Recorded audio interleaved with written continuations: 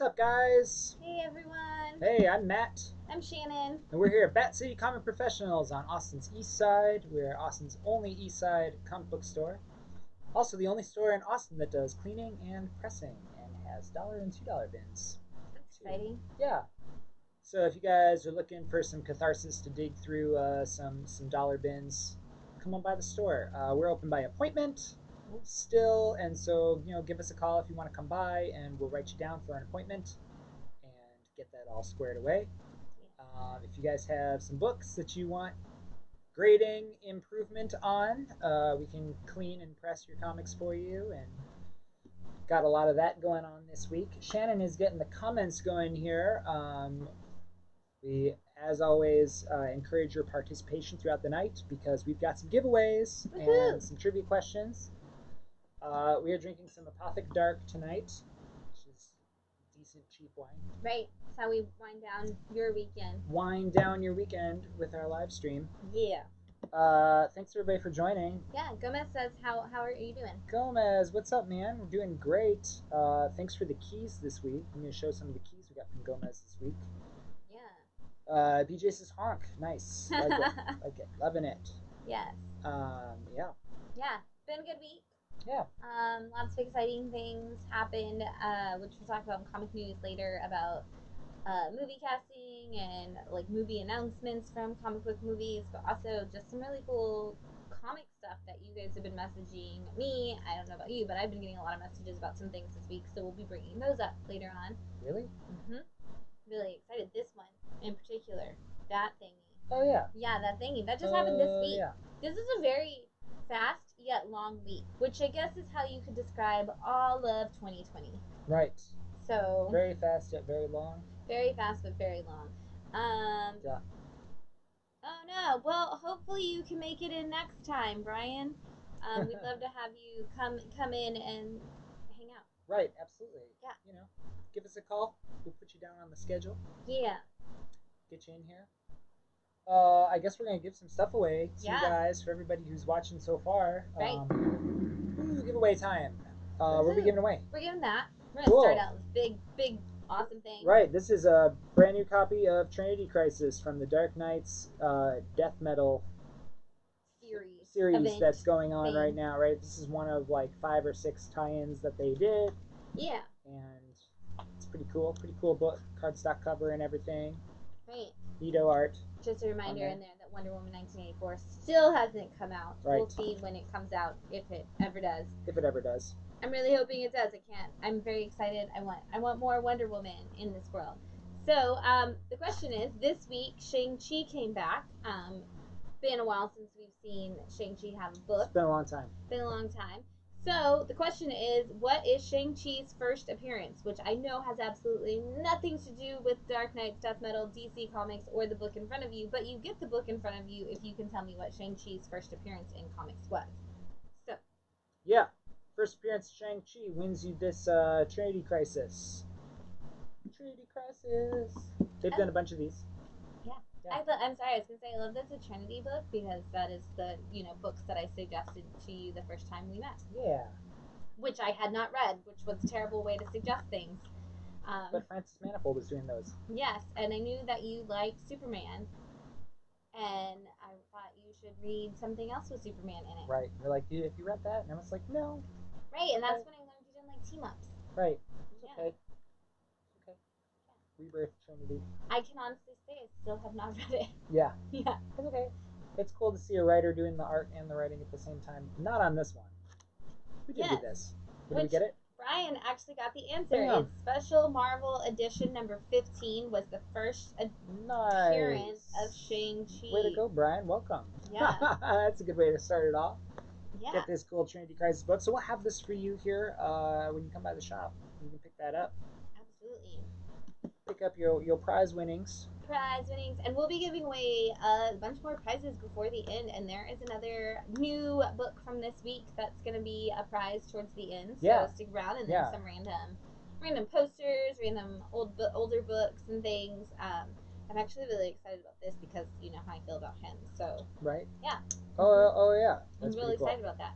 So yeah, there you go. Awesome. Giveaways. Well, what we're going to do is talk about some of the comics that are coming out, that have come out this past week, and give you kind of an update on those. These are our picks of the week. Yeah. Comics that most of you guys are reading the death metal stuff. You're finishing up Joker War. You're reading X of Swords. Those sort of things. We're going to talk to you about some of the comics that maybe you haven't read. Right. Some of the ones that aren't a part of any of those series. Yeah. So, Absolutely. I brought up this book when issue 1 came out. This is from IDW and it's called Voyage to the Stars. Voyage to the Stars. This issue is literally if Guardians of the Galaxy did Weekend at Bernie's with Adam Warlock. That is really what happened. In the first, What? yeah, it's ridiculous. Is Adam Warlock propped up? Yeah, and Okay. this is in the first issue. Basically, we have a team that's very much like the Guardians of the Galaxy. They've got a leader who's kind of inept, but also could be really good at his job. We've got a guy that's on headphones all the time. We've got some anthropomorphic animal type creatures. We've got They're not furries. no, they're actual like animal human like mixtures. They're aliens from other planets and things. And so anyway, we've got this group of a ragtag bunch of people on a spaceship, and they're of course trying to deal with this ultimate bad that's called the Nothing. And Good name. There's this prophecy of one thing that's going to come and like save everybody and destroy the Nothing. And in issue 1, they actually find this eternal being that's been created just to come and save them, and he's like in a cocoon of wonder and magic. And in issue 1, they find him and immediately accidentally kill him. Oh. And it's a complete disaster. And the once the great eternal magical being is summoned and brought out of the thing and is here to destroy the Nothing, it sends out like this message to all the people who are supposed to be a part of it and all the leaders of all the worlds. And so they have now shown up in issue 2 waiting to see the Nothing, or the guy that's supposed to stop the Nothing. And he is dead or something like it. And they go full Weekend at Bernie's kind of thing, trying to keep this going. Yeah, do you have to name the child like Empress too? um, but it's such a hilarious story. If you guys like Guardians of the Galaxy, the movies, and actually if you like Guardians of the Galaxy, the cartoon, even that Will Friedle does the voice of Star Lord on, you would actually really like this book. It's kind of an adult, like it's in line with Guardians of the Galaxy, where it's not like it's not necessarily made for kids, but it could probably go a little bit both ways. But it's hilarious, and there's heart in it. Yes.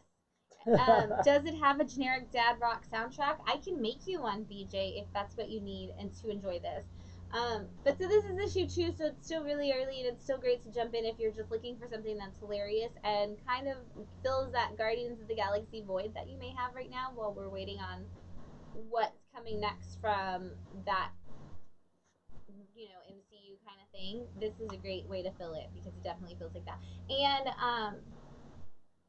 I feel like the guy from Key, the not Jordan Peele, but the Key from Key right. and Peele. I was like the other guy from the main guy reminds me, like I read him in his voice because like when he played the gym coach kind of thing, that's the voice that I hear him in. Is like when he plays like a gym coach or something, I hear that voice as this main character, and I really think that he's based off of him.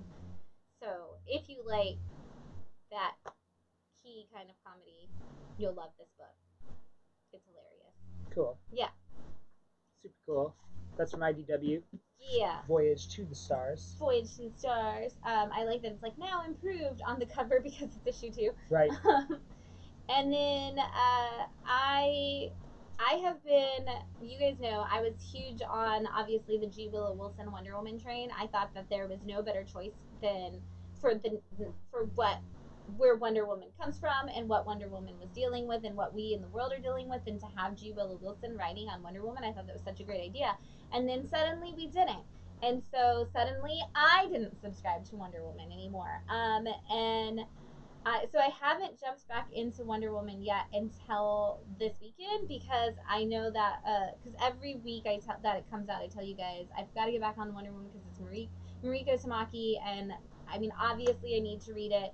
So I did, and I caught up on all of Wonder Woman because issue 763 came out this week, and I'm very happy to report there wasn't any Steve Trevor. Always a benefit to me that when we have like Wonder Woman just on her own, and she has an outfit in the first thing that I was like, oh my god, I want this outfit that she's just wearing. But Wonder Woman's on her own. She's working. She's still kind of being a CIA operative. She's working with Etta Candy, who is a woman of color with a mohawk and a badass. And so I was super excited to see an Etta that also has agency. That was really great. And Wonder Woman, the story that Mariko has done so far, because this is the end of the first arc for Mariko, is actually a Maxwell Lord story. So we see Wonder Woman kind of dealing with having to work with Maxwell Lord as her partner in this battle against somebody who's controlling everybody's minds through an app, much like Snapchat. There's a filter on an app that is causing people's minds to be controlled, and they're starting to do crazy things and attacking people, including Wonder Woman getting into that and getting like she takes a selfie with the kid after saving them, and then Wonder Woman attacks everybody thinking they're parademons. And that was a few issues back. But so this is the last issue of the arc, and so we finally figure out who the bad guy is and what their connection is to Maxwell Lord and how they were able to get his technology and where we go from there. And obviously Mariko's run is still going to keep going, so I'm very excited to see because this whole run was all about what do you do with the truth, and when the truth isn't what you've been told that it is, then what does the truth really mean? And they say that the deadliest thing about fighting the truth is that you can't trust the stuff in your own backyard. And that's kind of the overarching theme of this first wave of Mariko. And I'm very excited to see where this goes because we're already getting like some really great introspection from Wonder Woman. We're already seeing her strong on her own. We're already seeing her have those doubts. We're seeing a lot of really cool things. So I'm very excited to see where this issue is going to go. Um, yes. So, do you mean 9:30 in the morning, Bam, or do you mean 9:30 at night? It says you're gonna be there in the morning. Oh, okay. That answers that question.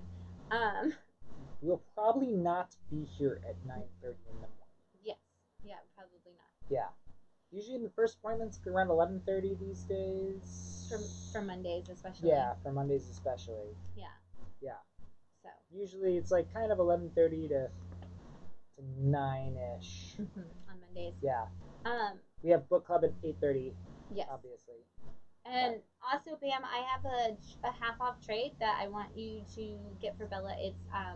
It's Captain Marvel trade. If she enjoyed the movie, it's a great choice for her. So, I will show you that during book club tomorrow. And hey, Jeffrey, thanks for tuning in. What's up?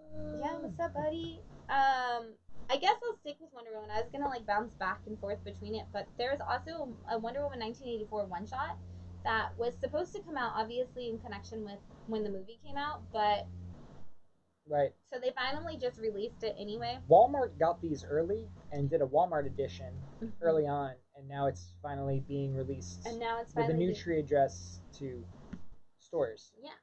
So and actually, I really love the variant cover, but I don't have that one with me, but or left in the store, I guess I should say. But this is really cute.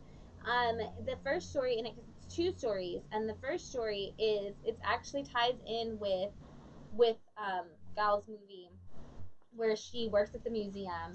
And what happens in the story is, and it actually looks like her too, but what happens in the story is these three kids are they've gotten detention, and so they're having to work in the museum. And Diana's kind of talking to them, giving them a tour around the museum, and something happens, and the museum is getting robbed. And so she's like, "Stay here, I'll go get help." And the kids are like, we're not going to stay here. Like the girl kid is like, we're not going to stay here. I'm going to do something. We're going to save it. And so it's this really great, again, conversation where Wonder Woman is like trying to teach them that it's important that you do something, but that you do the right thing. And that because they had gotten in trouble they had stood up for a kid who was being bullied, but they did it by like vandalizing somebody's car. And so she's like, hey, what were some other options y'all could have done there? And then these people are in danger and they're like, wait, we shouldn't do anything because the adults keep telling us not to do stuff and to stop being, like, to stop taking action. And they're like, well, that's not what we do. And we're going to go save all these people. And they go out and they save all these people. And so Diana's like, you know what? Maybe sometimes taking action is right and way to take action and way to do stuff. And they're like, hey, you didn't lie to us. You said you were going to go get help and you brought Wonder Woman because they don't realize that it's her. Right. And so, but it was a really, really cute story, and I loved it. I loved getting to see Wonder Woman interact with those teens. I loved getting to see. There is kind of a moment where you see Minerva working at the museum, and they're like, "Oh, you've just started working at this museum." She's like, "It's my first day," and so it's great because I could see how that was a tie-in. And then there's a second story that's kind of like back in time, and it's with Steve Trevor, and I stopped reading it. Right. Because Steve Trevor. Because Steve Trevor. If you put Steve Trevor in your Wonder Woman story, I'm going to stop reading it. I'm right. Just let gonna, it be known. let it be known. I'm done once Steve Trevor shows up. Don't care. Mm-mm. But it's exciting for the movie that's coming up. I'm very excited. I can't wait. Give me a date. Right. It'll probably be the first movie that I like actually go back to a movie theater for. Really sad we haven't seen New Mutants. I am really sad we haven't seen The Mutants. We need to get that. I've been hearing that the trick is to go to matinees. Ooh. Like a Tuesday matinee. Yeah. You know? That's impossible. I'm at work then. Right. Yeah. You know. But, you know, we'll see. We'll figure something out. I mean, it's going to probably get put at one of the drive-ins, too, so that'll be fine eventually. Eventually. Because I know that the one in the Stars and Stripes one always gets superhero movies eventually, so we should just keep an eye out for them. Artemis and the Assassin. I have been talking about this book for a while. This may or may not be the ending of it. This is issue 5. It's an Aftershock title, and it's all about a girl who has the ability to go back in time, and her job is to go back in time and to stop. She gets assignments, and she's supposed to go and stop getting people to like whatever they're gonna do. Like they want her to assassinate somebody basically throughout time, and she thought she was doing the right thing and that she was assassinating these people who were going to make history worse. And then they send her back in time to assassinate a woman whose code name is Artemis, and she's actually the most notable most notable spy for the U.S.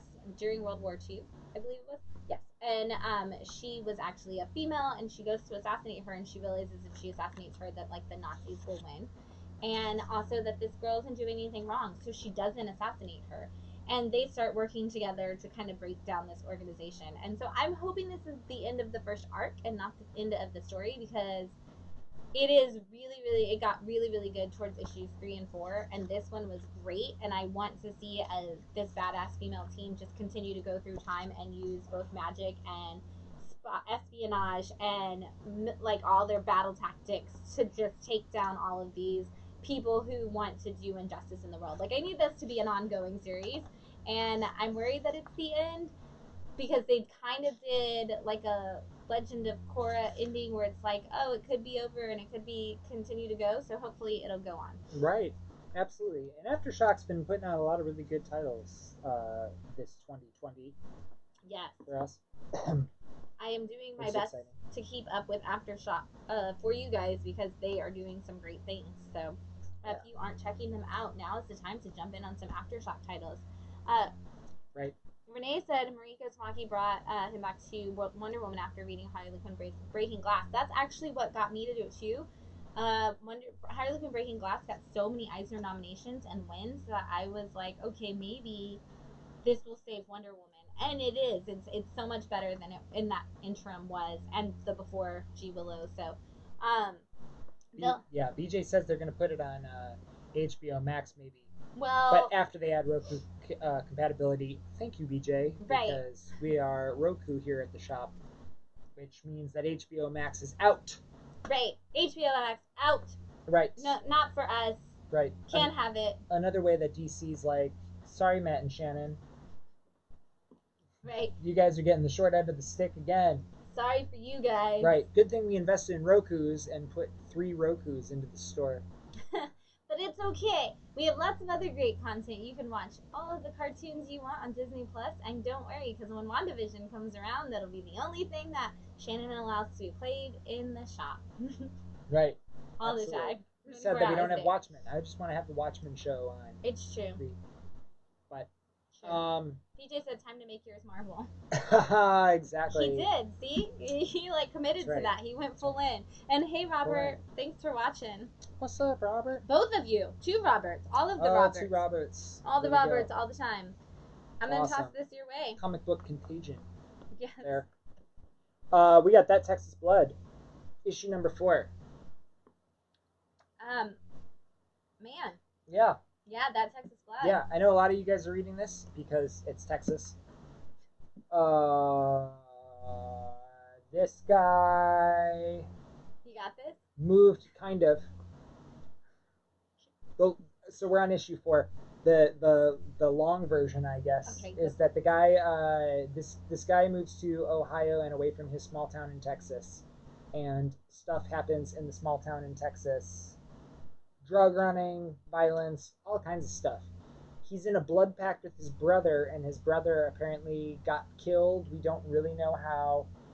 And he goes back to his small town of Texas, leaves his wife at home, and goes girlfriend, fiance, something. His partner. Leaves her at home and goes down to Texas to figure out what happened to his brother and to attend the funeral service. And all of the town in that small town, everybody knows each other, all comes back to haunt him. And in this one, his wife plans a random trip to visit him while he's there. Yeah, and gets lost because if you've never driven in West Texas, you're lost. And right. I love this. And they brought this up again in the letters that all the people from Texas are like, you guys are nailing this, good job. But literally when she's doing the driving around and she's like, I'm trying to find you, but I'm lost, and like GPS just keeps going out, and I don't really have cell service, and it's really scary out here just looking around. I was like, yep, that is a perfect description of West Texas. Yeah. If I don't find you soon, just know I love you. Yeah. I was like, But we're starting to uncover this mystery as to what happened to the brother a little bit. Yeah. And now he's like gone back to his family home and he's going through the memories. This story is very realistic. It's very realistic. It's very personal. It's very realistic. It's nothing supernatural really. But maybe it's almost like a haunting of your mind, not like a haunting of like a thing. Like it's like, because we saw in the first couple issues, we saw things that could have been like ghost or like something haunting somebody, but then it's like now we're seeing, and we kind of saw it in the first 3 issues, I guess, and then in this one he talks about just the place being the haunting, and instead of actually seeing any kind of ghost or anything, his narration is like a home can haunt you and the memories can haunt you, and so it's almost like, were those other things that we saw in the other books, were they really there, or was it this whole idea of the memory lagging behind you? And it was a really good way to go from, if they don't really want to make it supernatural, they just kind of wrote it all out if they didn't want it to actually be supernatural. But they still have the ability to go that way if they want. And I love that page. Oh my gosh. Right. Of the bottle dropping. And he's also been sober and he decides he needs to take a drink. Yeah. In this one. So we're going to see, some dark personal things happen to him. I'm loving the series. I love this as he takes the drink, as we knew he would, for the first time. I love the series. Yeah. It's extremely fun to read. Maybe not fun. Fun might not be the word, but engaging. Like, I want to read it. I want to keep reading. I don't want to put it down once I pick it up. It's one of those that you're like, oh man, I hope that this is going to be a good issue. Like, or I know this is going to be a good issue. I got to pick it up. There's too many farm to market roads in West Texas. It's always boring, but this guy is awesome. That is that is also a description of this comic book. Right. There's a lot of random roads that you go down, but it looks beautiful and you want to keep going. Right. Yeah. Yeah, this one's called A Brother's Conscience. Yeah. BJ asked, how many Texas Supernatural series will Donnie inspire? Stay tuned. Right. It's probably true. It's probably true. Especially because this one has the same editor. Right. It has the same editor as Redneck. Yeah. But great. Yeah. Definitely recommend it. It's on our, every time it comes in, we got to read it. Yeah, and I love that it has the postcard on the back. Yeah. Every time it's got a different, like, greetings from Texas postcard, and it's so great. And I think it's interesting because since BJ did bring that up, you do have Redneck, but that's East Texas. Like it starts in Sulphur Springs. It starts in East Texas, and then you've got this, which is like far West Texas, Yeah. and so it's like we need somebody to go straight down the middle, Yeah. with like something. I'm like, I was gonna say, and speaking of, I but know. Robert wants to know if Redneck ended. It did not, and the next issue comes out this week. I think so. Either Comes this out week or soon. next week. Yeah. Yeah. But Redneck is still ongoing, and that should be issue 28. Yes. Yes, it should. So Yes. yeah, there's still more to come on that, Robert. Don't you worry, Yes, buddy. there is. I have been reassured of the number of issues Right. from Donnie. Right. Don't Yeah. tell anybody. Right. Don't even We're- tell me. I don't want to know. Right. We're not allowed to say that, but we've been I- reassured that it is going to continue. I was like this. La, la, la, Right. la, la, la, Don't la. tell us. May I have some more? Yeah, absolutely. Pizza, want some And more. you know, this next one's pretty exciting, and I know a lot of you guys already picked this up. Right, and I feel like if you can see even the slightest bit of the table, you can tell what the next one is because Right. of this beautiful, beautiful cover. And when I saw this cover, I had no idea what it was about, but now that I've read the book, I have no idea what it is about. Right, people kept mentioning this red lady. Right. This is the variant, and this is Department of Truth, a new title by James Tynion IV. That man is on fire. He is on fire. Between Batman and Wind and this and his other Something is 38 titles. Right, that one too. Yeah. This is something else. This is, everybody asked us before it came out, what is Department of Truth about? And we were like, it's conspiracy theories and James Tynion. I don't know. And they're like, okay, cool. It's I want a department of the government that investigates conspiracy theories. We didn't really know much else. That's pretty much all we knew. And after reading issue 1, that's pretty much all we know. Yeah. Yeah, it's not where I thought it was gonna go, but it's also exactly where I thought it was gonna go. Yeah, all of that. Yeah. I don't, what's up, Nigel? If you guys are picking this up and picked up the first issue here this week, then you probably know the art is very obscured the entire time, which I like because it's kind of like part of the mystery. I picked it up because the JFK cover says, Brian, there is also a 1 in 10 Lee Harvey Oswald cover that wasn't announced and just kind of got shipped out. So be on the lookout for those. They're actually rarer than the actual 1 in 10s right now. Yeah. One of the things I really like about this as a letterer is these boxes, because this is literally how you draw a lettering box and then you edit the curves. So all of like these little points, that's literally how you draw it with points, and then you just curve it. But I'm going to show this a little bit here. You can see these boxes are these strange shapes, but that's seriously how you would draw a box in Illustrator or whatever you're using, and then you just bend the curves to make it actually the bubble. But it's like they left them unfinished and never edited the curves of the bubbles, which I love about it, because that's such an easy thing to do and a really easy way to get away with doing your lettering. Right. But at the same time makes it so obscure and cool. I really like this panel with the reflections in his glasses. What I like about the art is, if you read Mr. Miracle, it kind of looks like when he's not sure of reality. It's very much similar to the when Scott doesn't know if that's like what's really happening or if it's in his head and all of that, and it totally looks like that art. And so I felt like that the whole time, because I was like, oh, they want me to think I'm not sure of reality. Yes. Because that's what Mr. Miracle taught me, is that like I'm not sure of reality right now, and that's the whole point of the story, is what is real and what isn't. And 9-panel format in a lot of it, kind of like Mr. Miracle. It does kind of feel like a little bit of an homage to Mr. Miracle. You kind of like in a lot the of real ways. world. Yeah, in the real world. But it's this guy who essentially discovers that conspiracy theories are true-ish. And he kind of works for the FBI, CIA. They say, yeah. FBI, one of those. Right. And I don't want to spoil it too, because at the same time it's meant to be a little confusing. I don't want you to know anything. That's why I'm just like... It's more fun to read this not knowing, and knowing that it is about conspiracy theories. Yes. Yes. Yes. And because there's flat earthers in it, there's the moon landing in it, there's aliens-ish in it. So much stuff. There's all kinds of stuff, but they are the Department of Truth, and they, of course, have the cool little Eye of the Pyramid logo. I love it. I Right. love it. I love it. I love And it. yes, the Jenny Prison cover. I know, so totally awesome. This is our last copy. Right. Did Robert get that? I think so. Okay. Make sure he got that Ginny one. Right. Absolutely. If not, we'll put that Ginny one aside for you, Robert, because Right. I know how you feel about your Ginny. For sure. Yeah. So yeah, that's Department of Truth. I'm very excited to see where this goes. Me too. This is one of those where we actually since Renee is watching, and I don't know if Guillermo and them are too, but we actually made the joke today. We hope this isn't a 5-part miniseries because I was instantly that as into it as I need to be to want to keep going forever. And we just found out that Wind is a 5-part miniseries, and we're very angry about it. Yes. So now we're like, we need to check on how many issues of Department of Truth there are going to be because I need it to be a big long story because there's so much in it that I just want to keep diving into.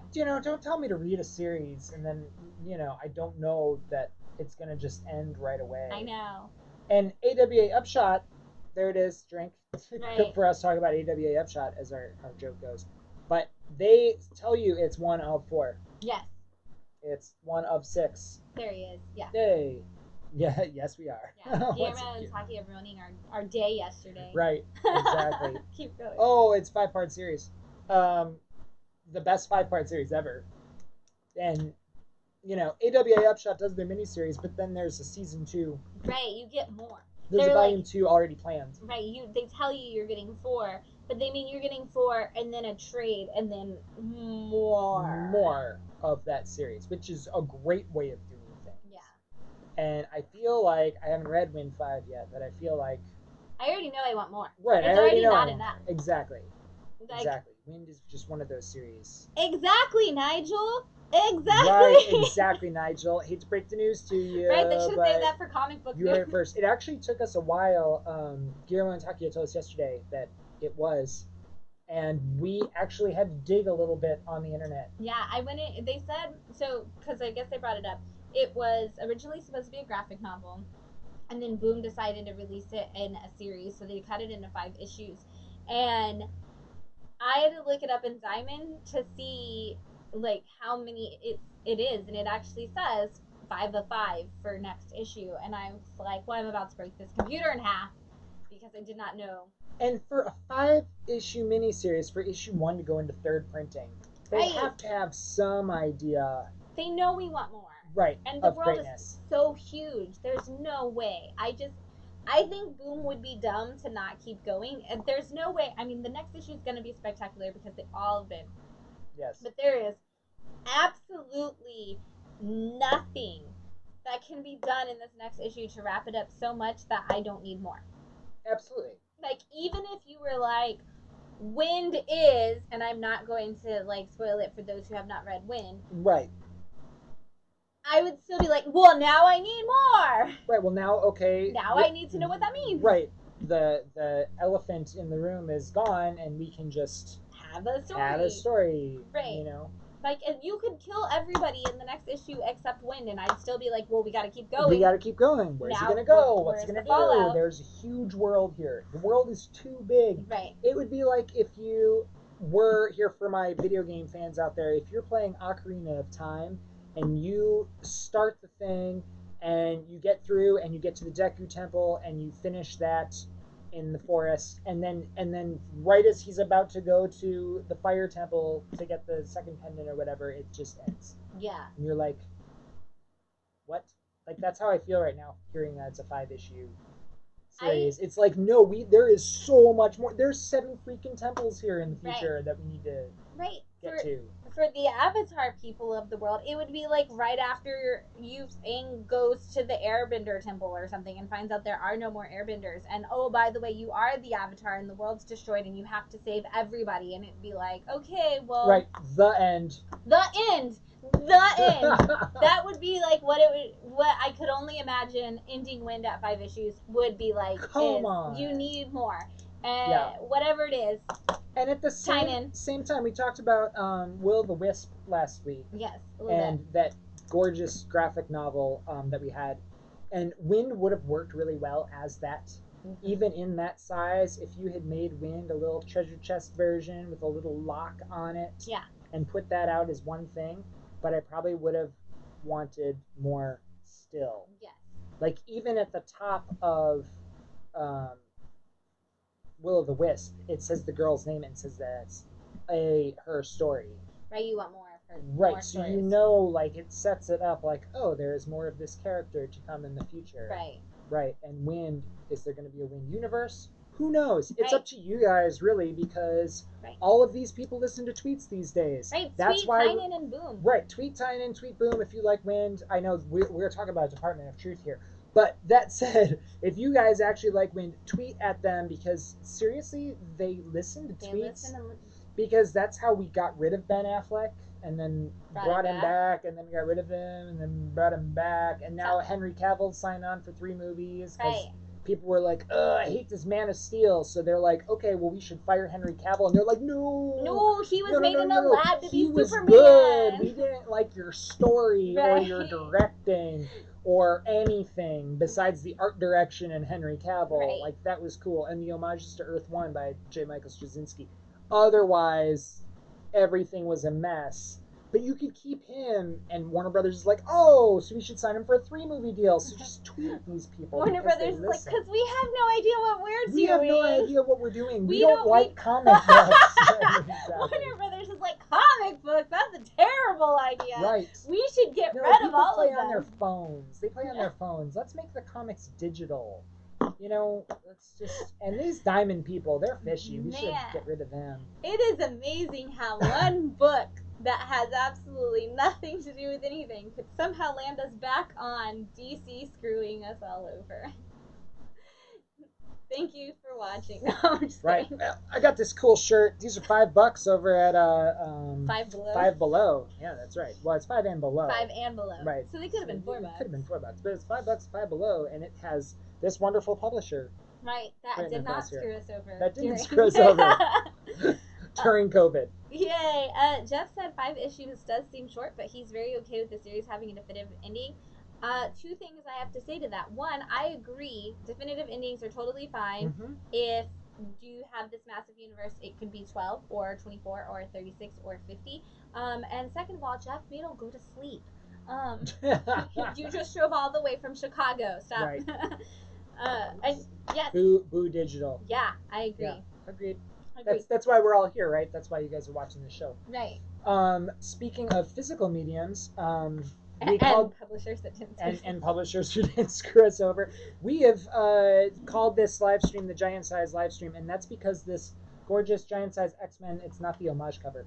No, but Giant Size X-Men came out this week, which is weird to say. It's not 1975. It's not. But for the, what is that? How old am I? The 45th anniversary? Yeah. Right? Yeah. 45th anniversary. 75 to now. 45th anniversary of Giant Size X-Men. They redid Giant Size X-Men panel for panel with new artists in tribute to Len Wein, Joe Cockrum, and David Cockrum. David Cockrum. So what we're going to do is we've got the trade paperback version of X-Men Second Genesis. Bam, if you're still watching, this is one of the ones that I was talking about with you. And as you guys know, Giant Size X-Men is the first time that Wolverine joins the team. Second appearance of Wolverine, first appearance of Storm and Colossus and Nightcrawler. And, you know, the team that we know from the series. And we're going to show this side by side with these panels.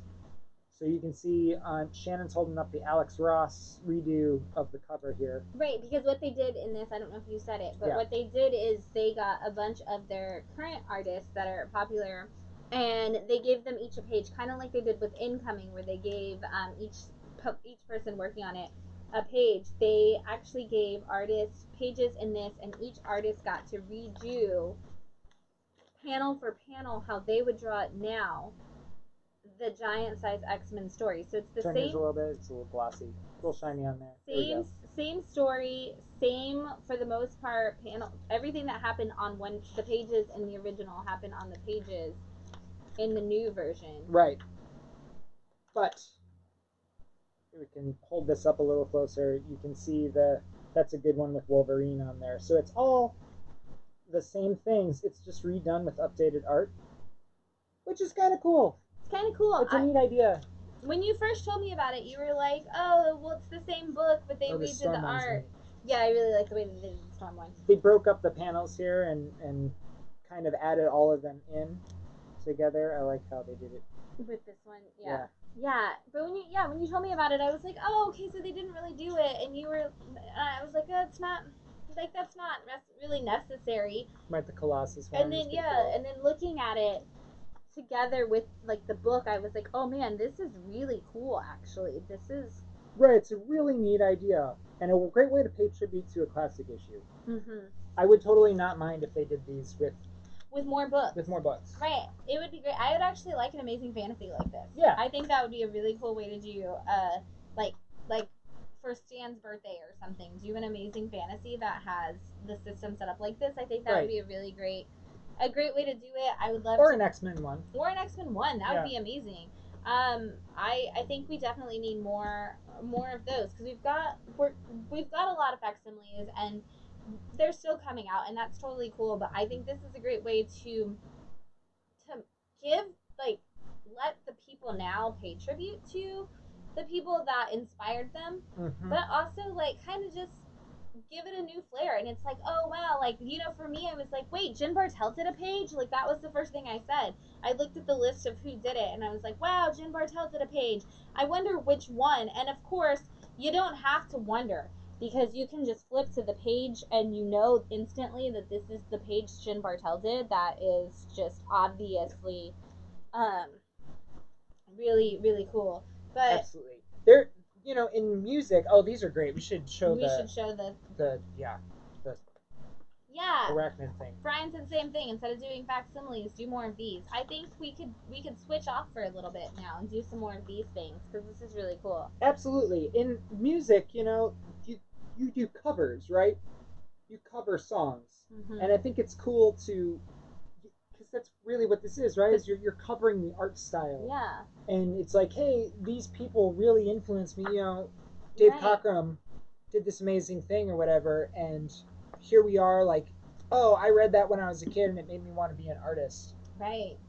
So Here we are. here I am. Here's my take of me trying to draw that scene in the way that I would have done it, being Yeah. inspired by it. Yeah, I think that would have been awesome. Yeah, which is a great way to do it. I mean, we hear cover bands all the time. A lot of people only want to hear songs that they know, people who aren't into music, as it were. They don't want to see new bands and hear their original songs. They just want to hear covers. Right, and when we do our kids workshops and our kid teen, even our adult, we've done it for adults as well. But when we do our how to write comics workshops, one of the first thing I say is that comics are essentially just writing and creating fan fiction because we're still writing Batman stories, we're still writing Superman stories, we're still making X-Men stories, and it's you didn't create these characters, you were essentially writing fan fiction, and this is a great example of that exact thing. You get to actually do you get to take that thing and draw it the way you would draw it if you would have done it. And so it is kind of like a fan fiction version of that Giant Size X-Men. And it's really cool to get to be a part of that. And this is one of those that would be great if you were looking for something to like get signed by a bunch of people. You can Yeah. get like all of your favorite people could sign your Giant Size X-Men. Right, your new giant size Right. X-Men redo with all the cool artists on it. And especially if it's going to be the first one of these, if they do keep this going as a series, I think this one will become the one that has long-term value in the same way that like Renee and I were talking yesterday about how True Believers, the first True Believers $1 issues that we do for book club every Monday night, those first 5 that came out are all Insane. 20 to 50 Yeah. bucks, right? Some of them are like $75. I think it's the X-Men one and maybe the giant size. Are like $75 now for a $1 book. So there may be value in this. Who knows? I think it's really cool if you guys are fans of giant size X-Men, if you are fans of classics, pick this up, read it, flip through it at least. Give it a shot, and all your favorite artists are in there. And you get to have Everybody's Giant Size X-Men in your collection. Right, definitely. So it's really cool. Definitely. I need to go back for a second because a couple people commented that they read digitally. That was not an attack on reading digitally. If you read comics digitally, I don't care. As long as you're reading comics, thank you for continuing to read comics. If you're buying your digital comics, thank you for reading comics. Absolutely. Please support the creators who are working their asses off to make these great and wonderful things. So I will say, don't pirate and don't read from free sites the comics, Yes. definitely buy them, even if it's through Comixology or if you have a Marvel Unlimited app or something, whatever it is that you're doing, like go to a place where you're actually buying these comics and continue to support the creators who are making these comics for you. Yeah. That's fine. Totally read digitally. That was an attack on AT&T and Time Warner for the fact that they keep forgetting that comic stores exist. Guys, Batman Day happened this year. There was no tie-in for comic book stores. They didn't even mention that you could buy Batman comics at comic book stores. No. There was no mention that comic book stores existed at all. So comic book stores are a little bitter towards them right now after between the diamond thing and the erasing all of our orders and all of the other stuff, the pulling out of we don't have any communication that you guys don't have with them Right. at this point. Right. If as a store, if we want to talk to DC about a problem, we have to like tweet at them. Right. We literally have to do the same thing anybody else would do if you don't like a book. Because they closed all those channels. We had those, and they got rid of them on us about a month ago. No contact. No contact. Stores are not allowed to contact DC like at all anymore. So, right. Thank you, Jeff. Jeff said they're not forgetting you. They're trying to kill you. Exactly. That's what we meant. You can read digitally. I love the guided view on digital. I remember when Jeff and I, when he first like brought his first smartphone over, and he's like, "Do you know why I love smartphones? Is because of this cool app that I can read my comics, and it's all guided view." And I was like, "What?" And then ever since I got Comixology, the way I do it, and I'm sure a lot of you do this too, is you can choose to show the full page at the end. So you can either guided view through the entire comic book, or you can guided view through the page, and then it shows the page at the end. And I like that because it doesn't give any spoilers. Yeah. You know, and it's like, okay, now we go to the next panel, and it's not revealing the thing down below. You're like, and then there's the Punisher blowing her head off. Yeah. It's like, oh, it's right there. I know what's going to happen. Why do I even need to read this page? So I like that about it, but at the same time, it's just not as nice. Right. I like both. Hold the book. Right, I like to collect the thing. The other thing that's weird to me about digital comics is that it's the same price as buying a comic book anyway. Yeah, that doesn't make any sense. Why don't you at least knock 50 cents off? Knock $1 off. You're not getting something for your money. Digital albums are cheaper than CDs. You know, digital albums like $8.99, $9.99. The CDs $14.99. That seems fair. Okay, so take off a third of the price. Right. Right? I agree. Digital books are cheaper than physical books. Right. So I don't know why digital comics aren't cheaper than physical comics. It doesn't make any sense. I don't know. Right. I'm not in charge of that part of the process. I'm just saying support your creators. If you love comic books, absolutely. That's all I'm saying. I don't care. I would prefer, obviously, that you buy them from us so that the money goes to scholarships and literacy programs and things like that, or any other comic book store, because I love our friends at all of the comic book stores across the city and across the world. Yeah. I am absolutely happy. And comic book stores are cool. Right. Please support them. Right. But if you're going to buy digitally, buy digitally. Yes, please. Because even if you're reading off a free site, and you're like, well, I didn't pirate it myself, it was just on this site, they still get ad money off of that, so you're still paying them to pirate things. So, yes, pay for your comics. Renee said, I love DC, I just don't know what in the world they're doing now, and it makes me sad. And Brian responded to that and said they don't know what they're doing now either. That is exactly the whole sentiment that we talk about 24 hours a day. Right. Thanks for wrapping that up for us, guys. Well, caboodle in 2 comments. Right. You guys nailed that. Moving on. Totally. And moving on.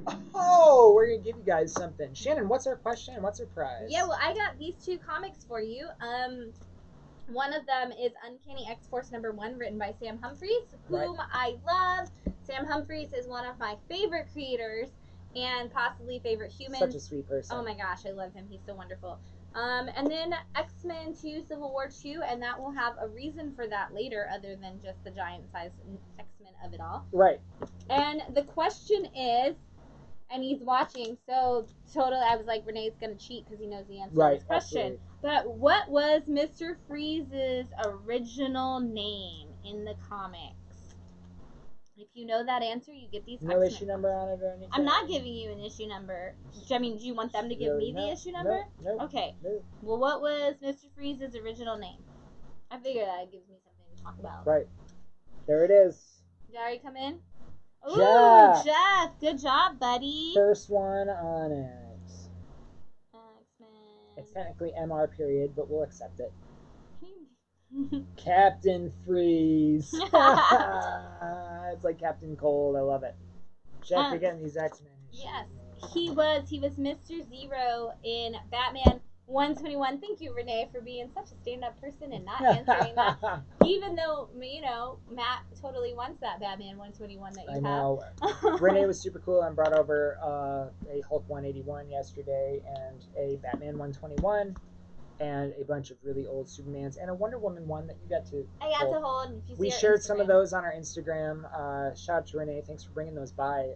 And if you guys have some really old, cool issues and you're like, I don't want to sell these, but I just want to talk about my cool comics, bring them by. Yes. That's what Bat City Comic Professionals is here for. We're comic professionals. We want to talk to you guys about your comics. Collecting this medium is a very personal thing, and yet at the same time is something that you need to share with those around you. And we are not here to be jealous of your comics. We're here to have appreciation for the work you have done in acquiring those comics. But I might be a little bit jealous too. A little bit jealous. There's a little bit of jealousy, but it is very cool for us to be able to hold those. Thank you. And yeah, thanks for letting me hold a Wonder Woman 1 yesterday. That was a beautiful thing. The pictures are our pictures, Jeff, from touching Renee's comics yesterday, in bags and boards, not with our hands, guys, are on our Instagram. So at Comics Austin on Instagram, you can see some of the beautiful comics that Renee brought in. Thank you for sharing, Renee. Also, Robert guessed freeze bite and then said he meant frostbite, not freeze bite. Oh, Freeze Bite's kind of a cool name for something. It's like Mr. Freeze's dog.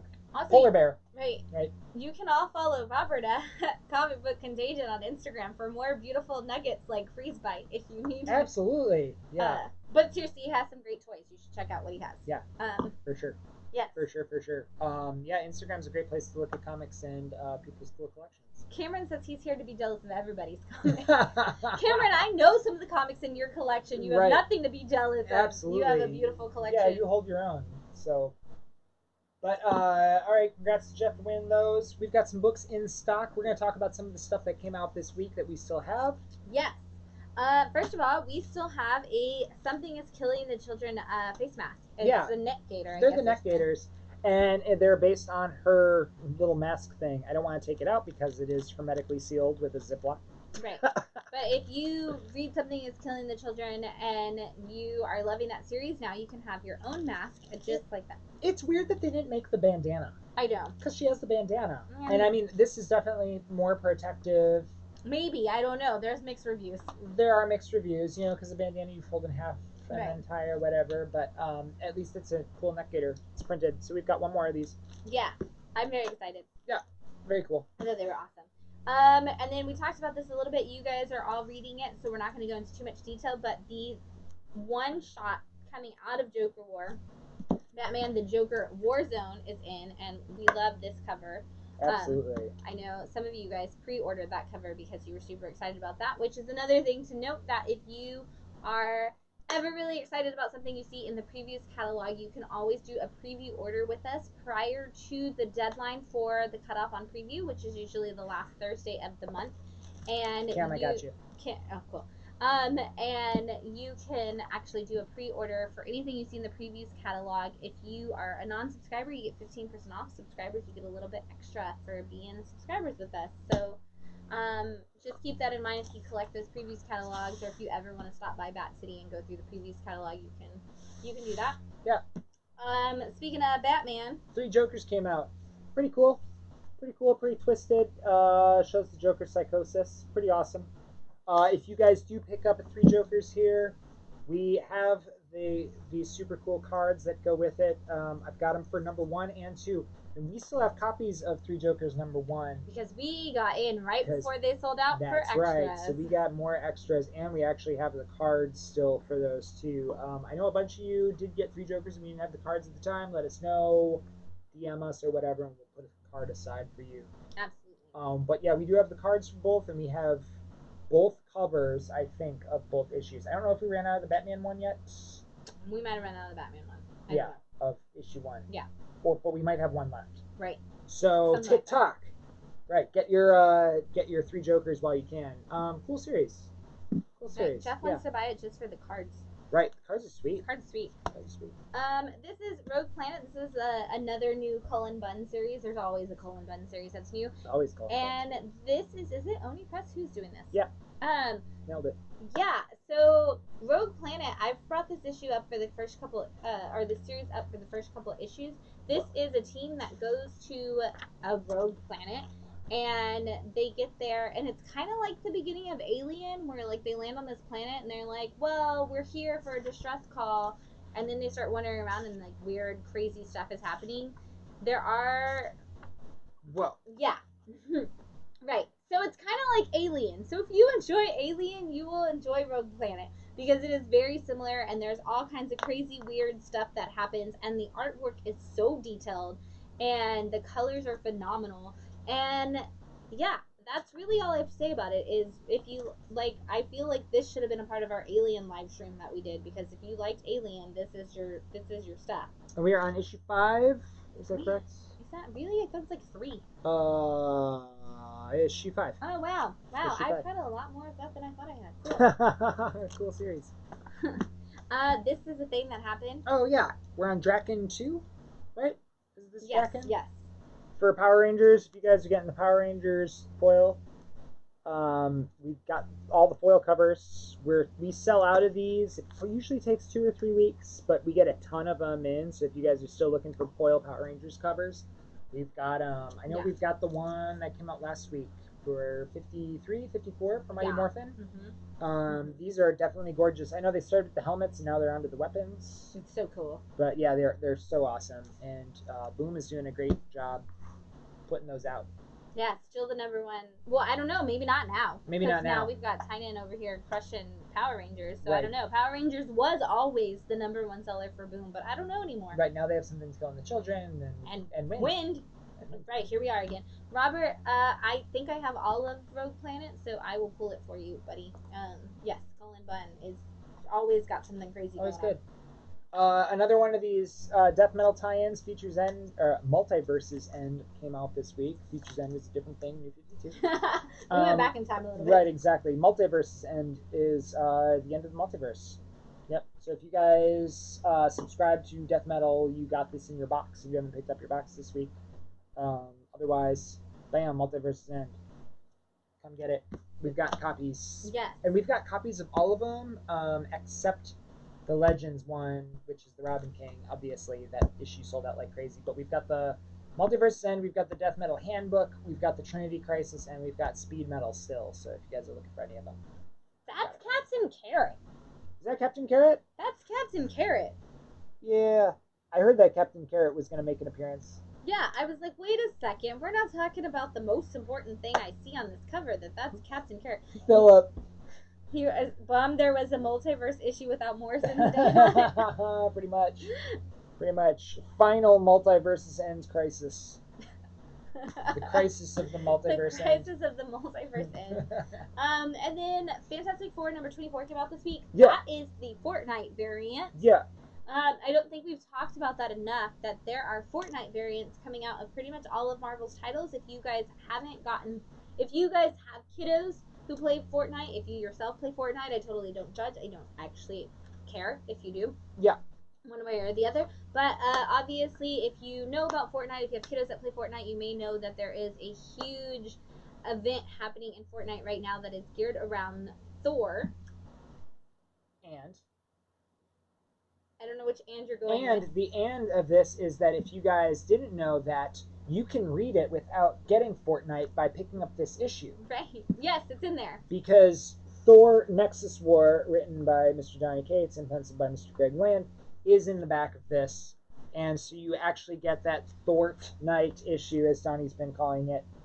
We gotta make that happen because he's trying so hard, guys. Well, that's the hashtag. And there they are in the Fortnite world. Right. We need to send this to our nephew. Absolutely. Because he is a Fortnite guy and we are comic book fans, obviously, and we've been trying to meld the worlds for a while. And he downloaded it. I know it takes credits. You have to actually pay your Fortnite credit bucks to actually buy the thing, which he did on his own accord, which I'm very excited about. I'm very excited that this Fortnite issue is getting kids to read comics. Most read comic, right? It is the most read comic of all time. 350 million downloads. 350 million downloads. 350 million downloads. That's insane. That is insane amount of people. Jeff needs to know if that's a Mecha Care Bear. If what's a Mecha Care Bear? Oh, is that a Mecha Care Bear? Is that a thing in Fortnite? It's a Fortnite character, so I'll consult a Fortnite expert and get back to you. Aren't all Fortnite characters just kind of knockoffs of other characters made to look like Fortnite characters? Yeah, but I need to know what this one's called. We need to ask Clay what this one's called. Right. And figure it out. The one time Lauren's not watching. Right, take a picture. Come on, Lauren. Yeah. Jeez. But anyway, there is that. And now we also have the Alex Ross Timeless variants of that same issue, which they did. Here, I'll hold two. And I'll hold two. Okay. Bam! 4 Timeless variants in 1 week for 1 book, but you can get all 4 Fantastic Four team members. All 4 of the Fantastic Four as done by Alex Ross's Timeless variants. Yeah. For this issue of the comic. The inside of these is all the same. Yes. I would like to point out that we keep making movies of the Fantastic Four, and we always make the hot guy the Human Torch. And, like, sure, maybe Johnny's supposed to be, like, you know, the hot guy that everybody likes or whatever, but can we stop CGIing over the hot guy? That is the most girly thing that I'm ever going to say on this live stream. I understand that. But we had, and they're also, like, the ones with the best facial expressions. Let's just go the acting route. They're usually also the best actors in the movie, too. You had Michael B. Jordan, and you CGI'd over him. Right, exactly. But there was that Roger Corman movie that was in 1994 or whatever that we all pretended didn't exist, and a lot of us didn't see. I mean, that's fair. But you're gonna CGI over Michael B. Jordan and his great acting? Come on. Right. I mean, and then Chris Evans.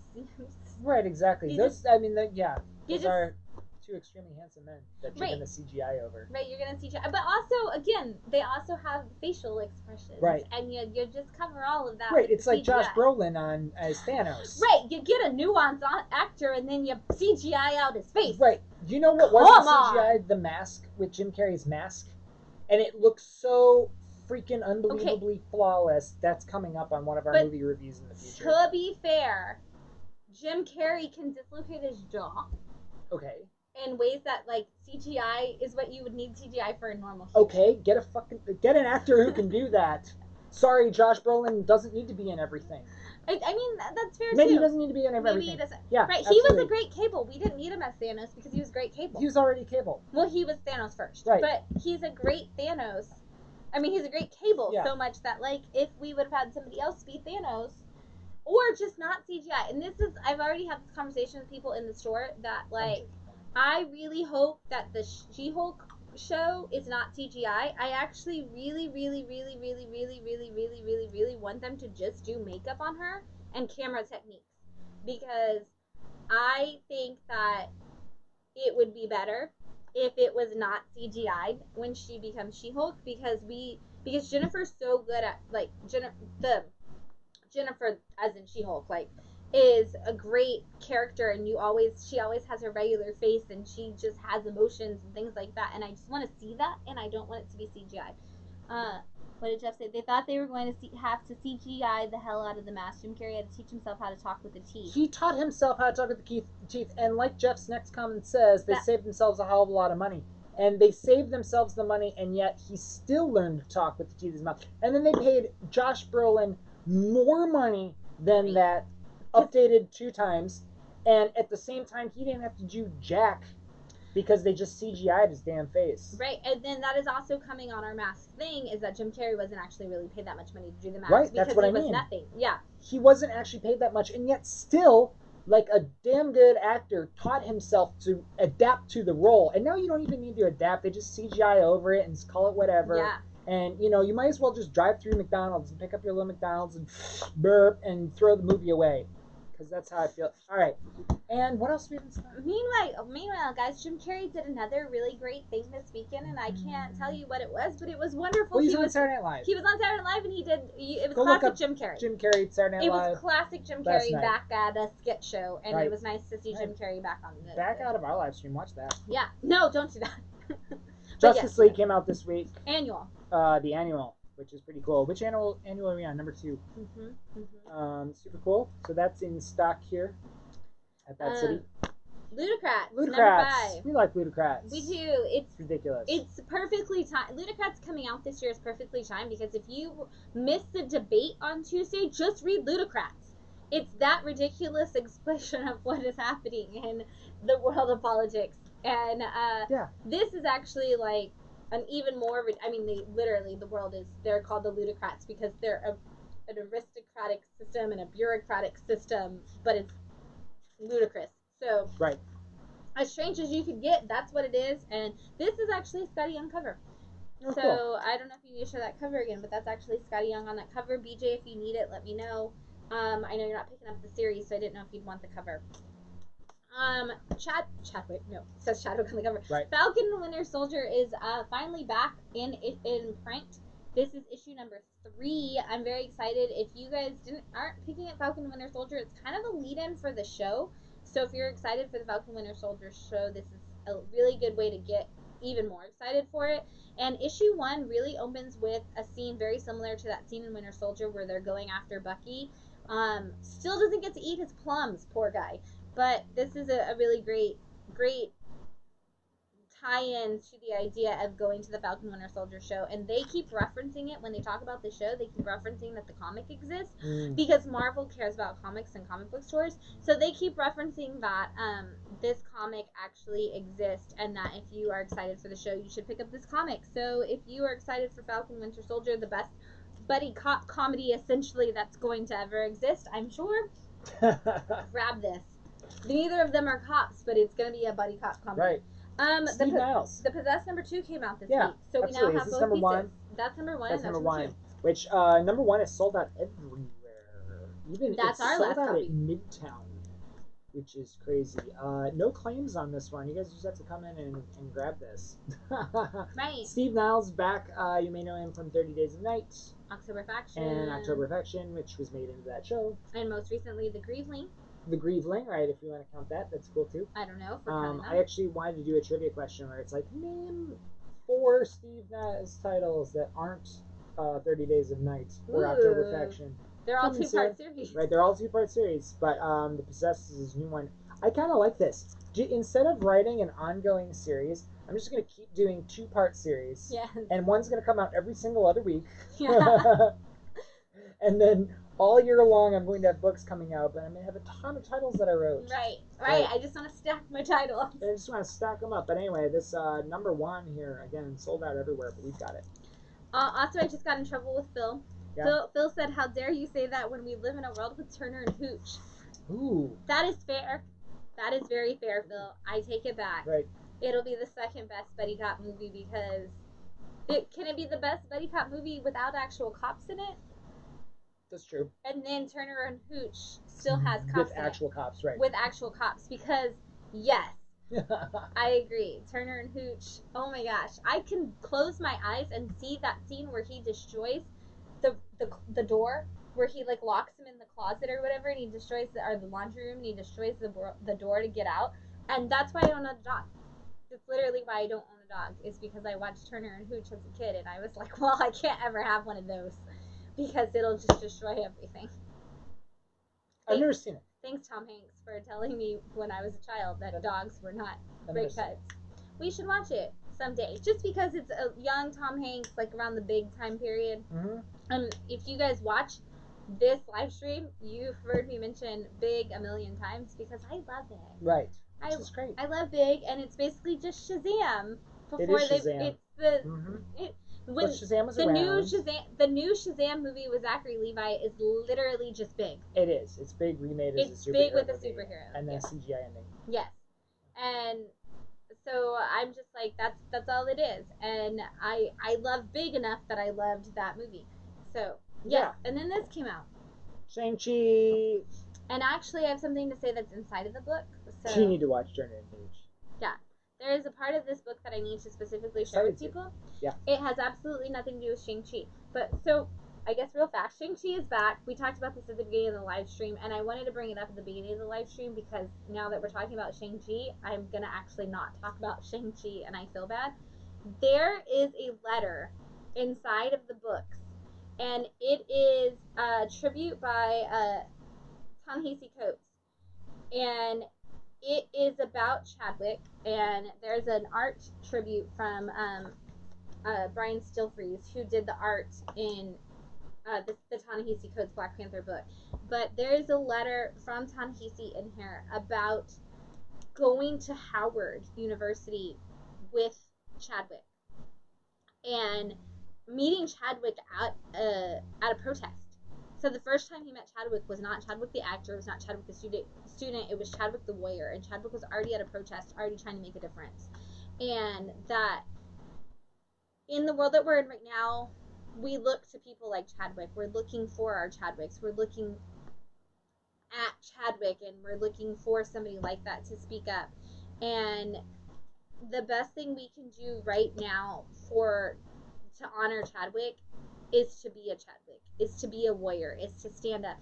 And of course, this is a beautifully written tribute because it's written by Ta-Nehisi Coates, but it's such a great, wonderful thing to add. And I 100% think Marvel did a beautiful, wonderful, amazing thing by dedicating all of the issues right now to Chadwick and having that header on all of them with the in remembrance of Chadwick Boseman, but also to just have this note in there from Ta-Nehisi and having him and this art from Brian and the back with the additional artwork. Just having these little tributes to Chadwick is such a beautiful thing for Marvel to do because this is somebody who used and Ta-Nehisi says it better than I ever could, but wasn't satisfied to just become an actor, but was like, I'm going to become an actor so that I can make a difference. And what are the things that I can do is I can show the the the struggles that people have gone through and the struggles that they still go through, and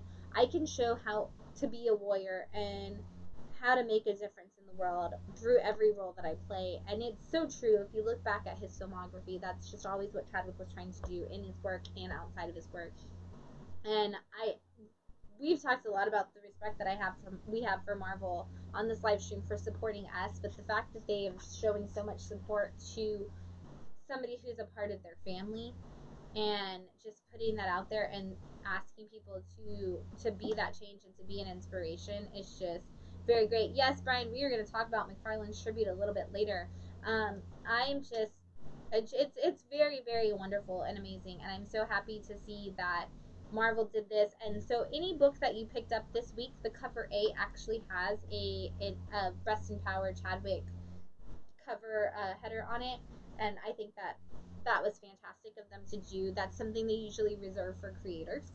Yes, this is the first time I've seen it for an actor who was in an MCU movie. Right. Yeah. And it's also crazy to me when you just said that, to think that it's an actor in an MCU movie that's just been a part of my adult life, that we've had MCU movies. Like, I can't imagine that we are at the point where we're losing actors from MCU movies, but the battle he fought for the world, not the battle he fought with cancer, is I think the battle that we need to remember more than anything, because he was trying to make a difference in the world.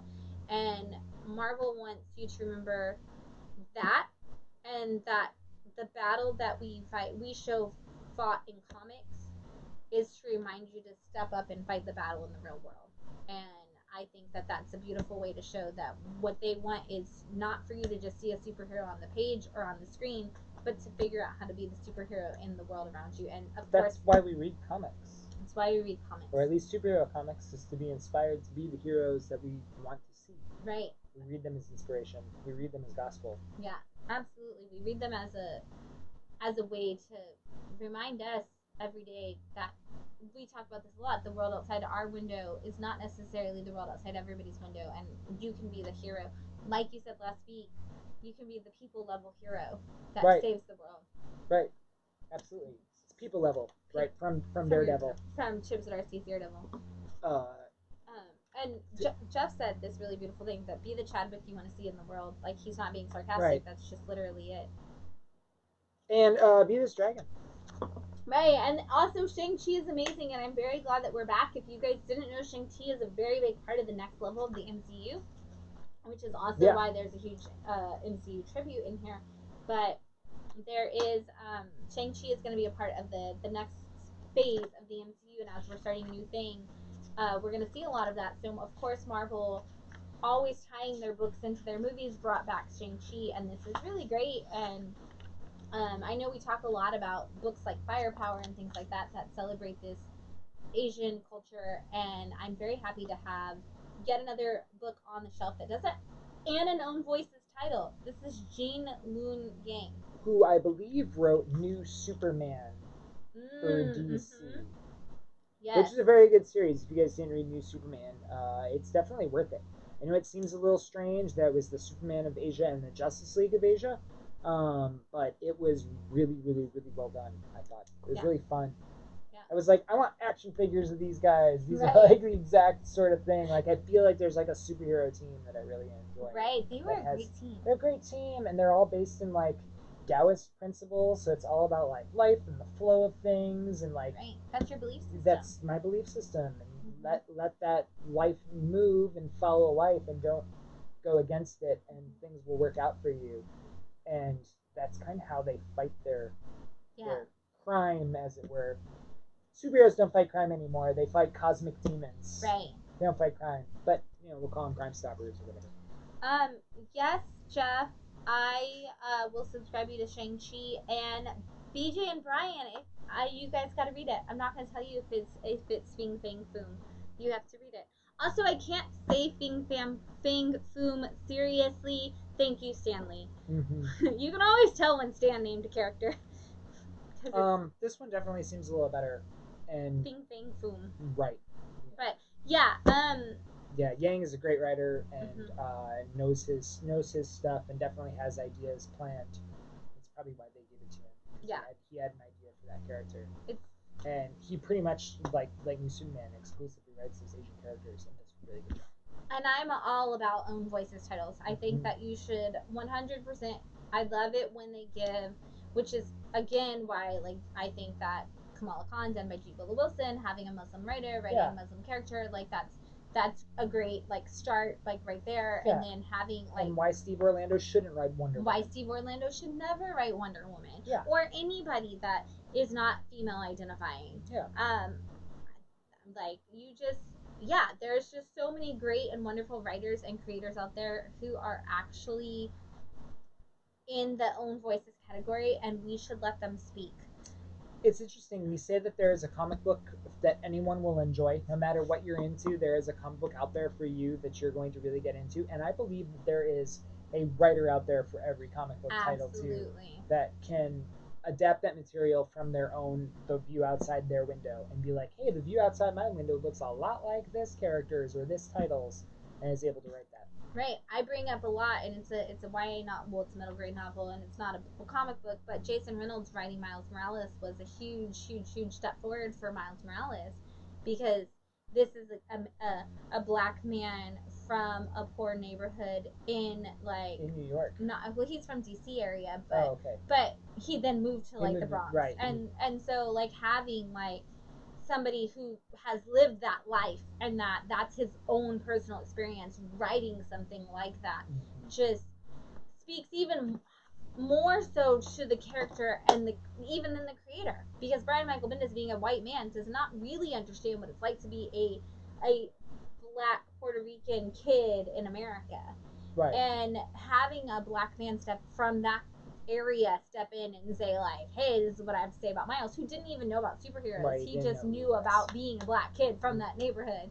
It gave so much authenticity to the voice, and I think the more we can do that, even better. That's the best kind of fan fiction. And we're starting to step into that with comic books more. That's something that comic books have struggled with forever, because comic books have always been the voices in comic books have always been the straight white man. We talk about this a lot in book club, because we talk about how there is all the little ladies, like BJ brought up. There's all the little ladies from the beginning, and when the superheroes who are female get powers, they don't realize that they have them, and they pass out all the time, like Sue Storm.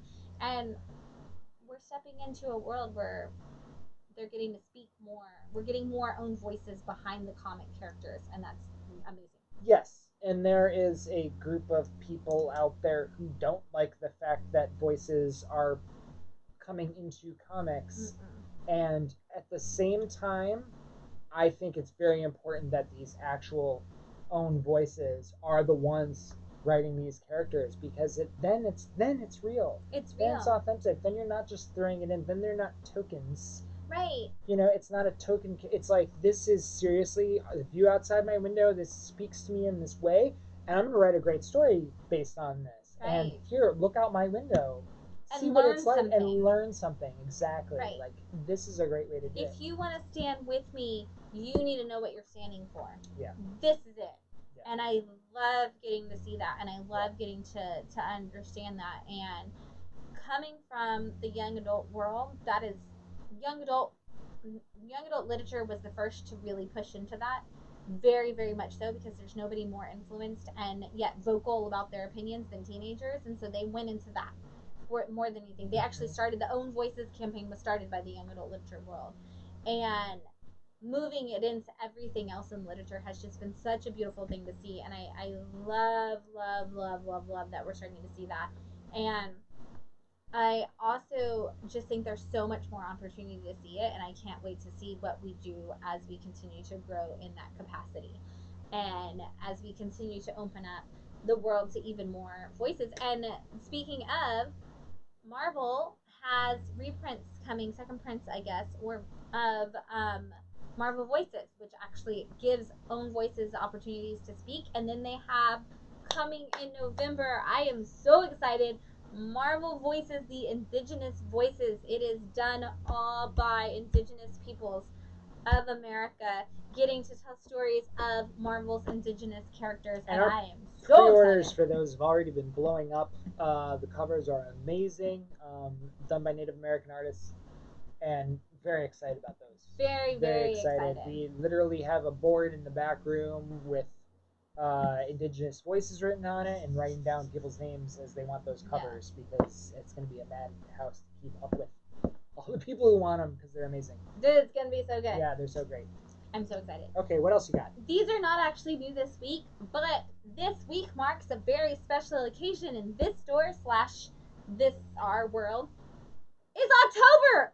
Guys, it's Halloween! I don't care what you say. It's Halloween today. It's Halloween tomorrow. It's Halloween forever. For the rest of the month. For the rest of the month, it's Halloween. Yeah. So I wanted to bring just a couple of things that could kick off your season. Because if you're anything like us, you have the Halloween soundtracks playing 24 hours a day. Right. If you come Except into when the you're shop. doing a live stream. Right. If you come into the shop, that's what's playing. Right. Just know. Right. Deal with it. There's a lot of John Carpenter and Alan Howarth playing.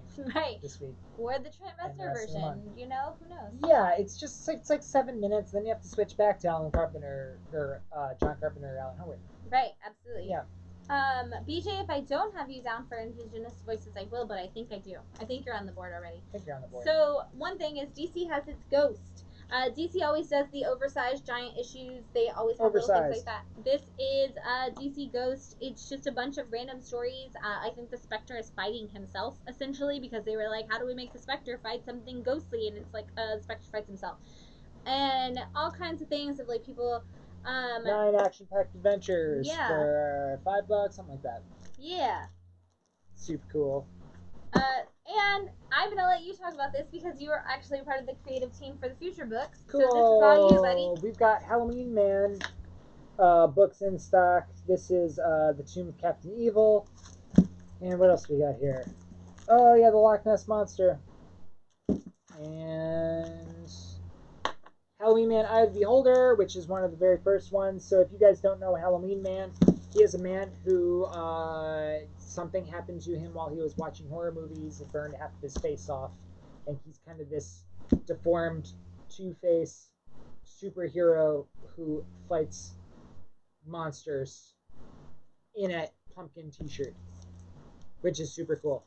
Yeah. So, yeah, he's like kind of on there. He's on there in the little thing there. Nicholas Scott's worked on this series, which is really cool. A bunch of other artists. This guy right here works on this I have series. done some letters for this series. Drew Edwards lives in Austin, Texas, so it's a local creator book. He's the writer of this and creator of Halloween Man. The 20th anniversary issue is coming out this month. I worked on that book, and I worked on Halloween Man versus the Mummy that's coming out at the end of the month. I'm very excited about it. I'm doing an online panel on October 30th where all the creators are getting together. He's like, yeah, there's going to be like 15 of us. He's trying to get Nicholas Scott on it, but the time difference is so crazy in Australia that it's like, yeah, she'd have to be up at 5 in the morning or something. You do, Nicola. I believe in you. You're a beautiful, wonderful human, and I just think you're so much fun. It's true. But yeah, Halloween Man's worth the read. They're super fun. They're super corny. They're super campy, just like old 80s Halloween horror movies. And yeah, Drew and I were just talking about this the other day. He was in the shop, and he was like, yeah, I definitely lean towards that 80s campy vibe.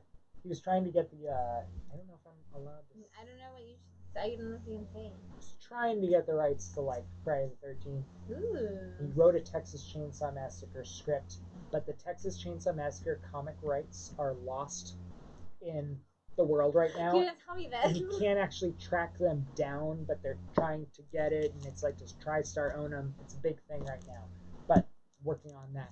Halloween Man is awesome. You guys need to read some Halloween Man.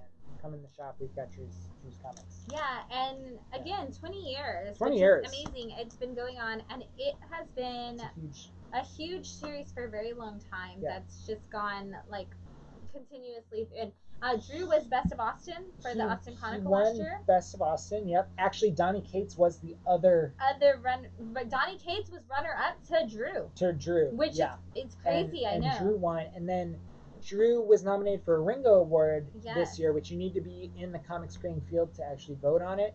And he was up against Marika Tamaki and Jeff Lemire. It was so hard. I was sitting there and I was like Tim Seeley or something. It was, and I remember I got the email because Matt and I also create comics, and I got the email as the Ringo Award thing, and I looked at it and I was like, oh my God, Drew, this is amazing, because that is an all-star, like, just to be nominated in it sounds so fake when you say that, but just to be nominated in that category, like as best writer next to people who have won that. Literally, Mariko won so many Eisners this year, and to be nominated next to that, it's just it's not me, and I still feel honored, and I'm like, I just feel honored that like you're a part of this book, right? And it's super cool, that we have somebody from Austin who's local hometown hero writing a book that's going on 20 years. And right, and that's great. And of course, the last special was actually the Bat City special, not because of us. So because of Austin, though. Because of Austin. Very excited to just. Right. There's definitely a nod in Bat City Con Professionals to Halloween Man. Absolutely. We love Drew said he approves of the name. Good. But we love Drew. Drew's always been a huge supporter. And one of the things I love about Halloween Man and Drew is that Drew has always, and actually you should show this one, Drew created a female character who is smarter and more inventive than Iron Man, and is just just the best, one of the greatest characters, and she is a plus size model. She is confident in her beauty, and she doesn't understand, like, if you're like, why are you happy when you're a bigger girl? And she's like, what are you talking about? And I love it. She's just an actual full-sized adult woman, and she's so confident in that, and it does become a plot point at times, in that she addresses I don't understand why it's a plot point. And I love the way Drew writes that. Drew does such a good job of addressing the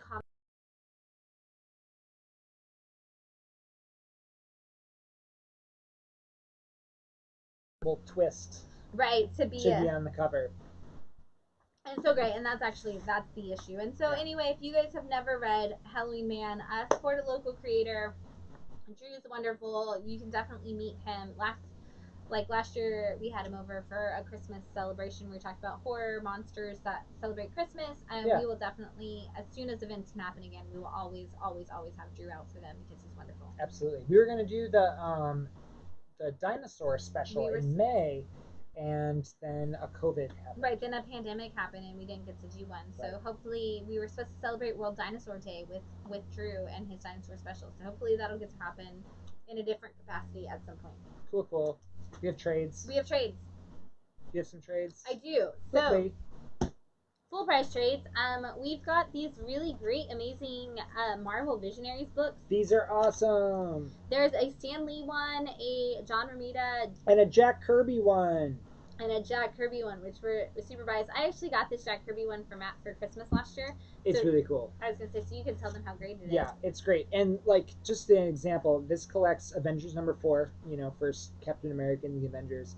Collects Fantastic Four 48 through 51, the Silver Surfer saga. It collects Captain America 200, Eternals #7, What If #11, Red Raven Comics number one, which is really cool. That's like his like pre-timely Ooh. stuff. Yeah, exactly. It like goes through all of it. Amazing Adventures #1, which is the first Inhumans Black Widow comic. Yay! That's a True Believers now, right? It is going to be a True Believers coming out in November, which will be a book club, probably in November or December. Anything with Fantastic Four Annual #5, and a bunch of Thors, Amazing Adventures #1 and 2 from the second series. This is super cool, and it's all reprinted like the Epic collections in like high def. It's all Jack Kirby beautifulness. There it is, coming to Galactus, reprinted, and it's just all the great issues that he did. And then John Romita Jr. is kind of the same way. It's got his Man Without Fear stuff, a lot of his Daredevil. What do we got? Amazing Spider-Man 229 to 230, Spider-Man Annual #11, which is first Monica Rambeau. Yeah. No, that's 14. Oh, 14. Is it 14? Okay, I don't know. 11. Iron Man #128, Uncanny X-Men stuff, The Man Without Fear #1 and 2, Incredible Hulk, Amazing Spider-Man, but The Man Without Fear is so good, all of that. But also, high def, really nice glossy pages, and then a Stan Lee one too. What's in the Stan one? I don't know. Amazing Fantasy 15. Daredevil, probably. Daredevil #7, Silver Surfer #5. Thor 179 to 181, Captain America #3, Suspense 28, Amazing Adult Fantasy #11. That's #7. Okay. You knew I was And gonna then ask. Amazing Fantasy #15 and Fantastic Four 11. Stan Lee stuff. Stan Lee stuff. Bunch of characters created by Jack Kirby, written by Stan Lee. I knew that's gonna happen. Yeah. And then we got some Zdarsky, Howard the Duck. Yeah, Zdarsky Howard the Duck, which There is is- called Good Night and Good Duck. There is quite possibly not a more accurate character for Zdarsky to write than Howard the Duck. Chip Zdarsky kind of is Howard the Duck. Chip Zdarsky is the real life Howard the Duck, and I did not have that thought until this came up right now. He even But has a Daredevil in there and Spider-Man. also, comic book news that we should save for later. Chip Zdarsky shaved his face, which was weird. There's the Rob Liefeld collection. Yeah, okay. Right, we need a sarcasm font. My friend Ashley and I have always thought that it should come out as green text. Green text means sarcasm, but that's not a thing. Anyway, Chip Zdarsky did Howard the Duck, and I think it's great because it's Chip Zdarsky writing about himself, essentially. Yeah. And then we've got a bunch of half-off trades, and we tell you guys all the time that our half-off trades is always growing. It grew exponentially this week. It and doubled. I'm very excited to share with you guys Doubled. that we have, and I told you this would come into play later, Possibly tripled. like all of Civil War II in trade form. We've got the X-Men, we've got Spider-Man, we've got Kingpin, we've got somebody else that I can't see because it's Gods of slid. War. Gods of War, and then we've just got the choosing sides Civil War II. So if you want to see why Tony Stark is once again wrong during Civil War, you can read Civil War II. Yeah. Probably not as much as he was wrong during Civil War I, but Tony Stark is generally speaking wrong. If you read Empire, you saw that happen once again. Another 50% off title is The Jetsons from DC. This is not for children. Not for children. Not for children. If you watched The Jetsons as a kid and you think, I'm going to get this for my child, you are wrong. Because we learn in the very first issue, I believe it is, that the reason that they have robots is because when the grandparents die, they put them into robot sentient beings, and I don't think that that's really all that comforting for children. No. So, Jetsons not for children, but great Hanna-Barbera DC crossover. We also have A-Force Presents Volumes 2 and 3. So if you guys don't know, A-Force is the Avengers, but it's only the female characters. So it has Kamala, it has Squirrel Girl, it has Carol, it has Natasha. It's got so many. It's got Jennifer being She-Hulk. So if you guys need some great badass females, we've got volume 2 and 3. Astonishing Ant-Man, we have volumes 1 and 2. This is Nick Spencer's Ant-Man series. If you guys are just looking for a fun Ant-Man series, because that's what Ant-Man always is, this is your choice. We've got volumes 1 and 2, and they are half off. And lastly, we love Becky Cloonan more than we love most things. But this is why. Another great Austin artist. Right, first female to do Batman in a series. We've got Becky Cloonan's Gotham Academy Volume 1, and we've got it for half off right now. So, you guys definitely need to check it out. Yes, Bam, I will pull A-Force for Bella because she definitely needs that. Gotham Academy is all about a young girl who goes to a school in Gotham and things start happening. She might have a tie with Batman. She doesn't know what it is. She doesn't know why Batman is concerned with her life. There is kind of an interesting thing. It's Becky Cloonan, so it's wonderful. And oh my gosh, it's so good. Yeah. It's so good, guys. If you've never read Gotham Academy with 50% off trades, I don't know what you're waiting for because it's issues 1 through 6, or is it issues 1 through 4? It is 1 through 6. 1 through 6, guys, jump on it. And it's kind of like got this Hogwarts. It's very Hogwarts in Gotham City. If you read Vampire Academy, it's actually more Vampire Academy with Batman. But I love it. Go on. Do I need to show you in stock toys? Boom. We could. I don't know. We could. I already pushed the button. You pushed the button. So we'll give something away. Yeah. All right. Yeah. We've been talking for a while. I know. We have to give it. Comment here. No, Bam, it is never dumb to collect anything. Buy what you like, Bam. If you want to collect some Avengers along with X-Men, do it. Absolutely. Buy what you like. Do it. Buy what you like, and you'll always love it. And then you'll always like what you collect. Right. I feel like we stole that from Brian, but it really is how I feel. You did. Shout out to Simple Man's Comics. Right. Thanks for following us, man. Right. Simple Man's Comics. I love you guys. If you guys ever want to know what's on the FOC and we didn't tell you, that is the final order cutoff. It's 3 weeks in advance. If you ever want to know what's on that, watch Simple Man's Comics show. That's our final order that we place the order for before it comes into the store. If you ask us for a book 1 week out, we are already tied at what we have. So knowing what we're getting 3 weeks out is really great, and you can find that on Simple Man's Comics. It's a great way to find that out. Right, exactly, Kevin. We all have way too many comics to ever call anybody out. Right. I'm like, that's it. Right. So let's give away this poster.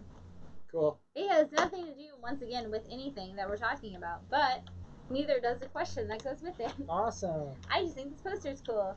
So this is this is the brand new one. This is the new Iron Man series, and this is a horizontal poster, so it's impossible for us to show you what's on it. And this poster just came in 2 weeks ago? Yeah, I mixed all the posters up, so I don't know which ones are the new ones or the old ones. But I want to know, what are the first 4 Image comic titles to hit shelves? Each of the main Image people had a title that came out. The first 4 that hit the shelves, what were they? You get this poster? You get this poster. Do you get anything else with the poster? You're going to get this poster. Wow. It's a really simple question because there were only 4 Image titles when they first came out, so if you can figure that out, you can get this poster. Something's killing the children. Yeah, that's still not Image now. So you're gonna fail. Redneck. That is awesome. That is actually Artemis. That's not Image. And you're doing a great Howard job. the Duck. Right, still not Image. One of those was Image, so, but not original. So if you can tell me, Jeff, you are partially right. Renee, you are closer. Yeah, wait, I think 1, 2, 3. You were all interspersing. You're all missing like 1. Everybody's getting part of it, but nobody has gotten all of it in one thing. Come on, guys, my arm's tired. Nope, Cameron, you also are missing. You're mixed up with everybody else. Right. You are all getting, at least all of them have been mentioned. It's just not all in the same message by the same person. So. Way to give it away. I'm just helping them out. You said your arms It's were tired. helping my arms out, yes. Right. Definitely. I'm helping your arms out. So, look at everybody else's if you see something you don't have. No, Jeff, you were wrong entirely. So, Bam. I will tell you, Youngblood was not delayed, Kevin. Youngblood was actually the first Image title to hit shelves. So, there are 3 that go with that. If you didn't guess Youngblood, just put that with your guess and you might be closer to being right, everybody. Right, way to go. I'm just trying to help some people out, like you, who have like your arms my arms. Yes, Guillermo, Savage Dragon, Wildcats, Spawn, and Youngblood were the first 4 Image titles Wow. to come out. Spawn was one of them? Spawn was one of them. Wow. So if you guys haven't, Kevin said I've been told. Sorry, Kevin. If you guys haven't seen, there is this amazing documentary about Image on Amazon. You guys should totally watch it. And it's actually really hilarious because... And it's called? The Image Revolution. Image Revolution. I might have just made that up, but that's what it should be called. That's what it is. I think that's what it's in. And it's free with Prime. But one of the things that they talk about in there is that when everybody started releasing their comics, they all did so well with those first 4 that 3 of those creators, or 2 of those really, a bunch of the creators decided, hey, let's go ahead and start making a bunch of other books. And they started just putting out a bunch of random books, and then they got behind on all their titles. And here was Todd over there just making Spawn. And so Todd just stuck with Spawn for a really long time while everybody else tried to make a bunch of like 8 or 9 books or whatever, and then they all got behind, and then Todd had to yell at them, and then Rob Liefeld got fired. Anyway. Yes, you should totally create Captain Image and sell it to Todd, Jeff. I don't know why it hasn't happened yet. We've got one toy that we want to show you this week that came in. Actually, we've got like 3. We've got 3 toys. But, 3 toys. I'll take the thing off, and it says key and collectible issues. Those are coming up. We're going to show you some key and collectible toys really quick. Guillermo is claiming that Kirby book, by the way. Oh, nice. Good choice. Good choice. It's great. Speaking it's fantastic. Speaking of fantastic Kirby collection. I don't want to start with this. Okay. This is cool. I don't want to start with it. Well, they're all cool. Start with this one then. You already put that on Instagram. So, yeah, I put this on Instagram. This is a Marvel Legends War Machine. This is super cool. It's got all the accessories and stuff, and it's War Machine, and it's awesome. It's one of those oversized Marvel Legends. If you guys are Marvel Legends collectors, don't want to miss this one. Did we ever bring the Ghost Riders on the thing? Yeah. The Cosmic Ghost Riders? Yeah, we've done Cosmic Ghost Rider. I'm pretty sure we have. We also have the Cosmic Ghost Rider in stock. Yeah. Yeah. War Machine. War Machine. He's here. We've got like 4 of them, I think. Wow. So Should we go this one then? No, right. This is a Spider-Man Maximum Venom that came out for San Diego Comic-Con. We never showed it on here. It's like a die-cast or something. It looks like it. It's a Beast Kingdom exclusive 2020, and it's a mini egg attack series. These are super cool. You can get a lot of interest in this in the store, so I figured I'd show it online. Right, Venomized Spider-Man. Yeah. Super cool, which is actually a costume this year at Walmart. If anybody wants to do, yeah. Venomized Spider-Man? Venomized Spider-Man and Venomized Iron Man and Venomized Hulk. What? Shout out to Josh Wilson, who sent us pictures of Oliver in those costumes. They're adorable. I haven't seen those. You have to show them to me. Yes. And then this is a previews exclusive Halloween Comic Fest. It's already here. Glow in the dark, infamous Iron Man, which is awesome in that Doctor Doom cape pop, which is super neat. Halloween Comic Fest, is that a thing? Halloween Comic Fest is technically on October 31st. They have not solicited any free comic books for it, which we're at kind of final order cutoff for that. We are past that. This week. Yeah. No, because it's 3 weeks out. It would be this week. We haven't gotten any free things for it, but there are some collectibles. There is a glow in the dark. Not that. We were only allowed to order one of those. So that's technically a 1 per store. Right. There's something else. Glow in the dark RoboCop. That sounds cool. It's being solicited on the Halloween Comic Fest page, and that's literally all that's on there. Yeah. So, like the page, even if you click comics for 2020. It's like more to come. It goes to Anamia talking about comics. So I was like, cool, there's a cosplayer talking about comics. It did say like eventually will be released. Yeah. Or something like that. ... But we've had Free Comic Book Day summer up until September 7th. And if you guys are looking for any of those Free Comic Book Day titles that came out this year, we have all of them. We have a couple of copies, so if you're still looking for one, shoot us a direct message or comment below, and we will get you that Free Comic Book Day comic. Word. You got some stuff. Yeah. So some key and collectible issues for the week. I'm going to start kind of non-key here. Did I find a thing? I mean, kind of. I don't know if anybody cares, but there is a Generation X. They're foil. They're going up in price. We're seeing these hit $10 or $15 lately. I think just since X Factor's X of Swords issue came out, has that gone up? Yes, exactly. Since this week with the X Factor X of Swords, which did come out this week. X of Swords Part 2 did come out. We didn't talk. That would have been we're out of it. Okay. I think so. All right. Cool. But it did come out. If you guys are following the X of Swords, we were surprised to see how many people were like, actually, I do want all X of Swords, everything. Give me all 23 parts or 22 parts or whatever. It was like, give me all of it. And so Generation X has gone up. They're also making this into a True Believers. Are they really? Yes. Oh. That just got solicited either in last month's or this month's previews. Nice. And I believe they're doing a facsimile of it also. Love Gen X. First year I collected every issue. Wow, that's exciting. We have the first appearance of Rogue back in stock. Avengers King Size Annual number 10, which is awesome. That book's worth something. I have that because the foil is so pretty. It's so pretty, BJ. That Generation X. So pretty. That wraparound foil? It's so awesome. Yeah, it's a wraparound foil, and it definitely should be worth something. But they're definitely going up, as we knew they would over time. Yeah, they're 10 or 15 bucks these days. Right, it just popped up from $7, like a $2 book to like a $10, $10 $15 book. First appearance of Rogue. Super cool. Again, Gomez, if you're still watching, thanks for hooking us up with some keys this week. I hope everything's going all right with you.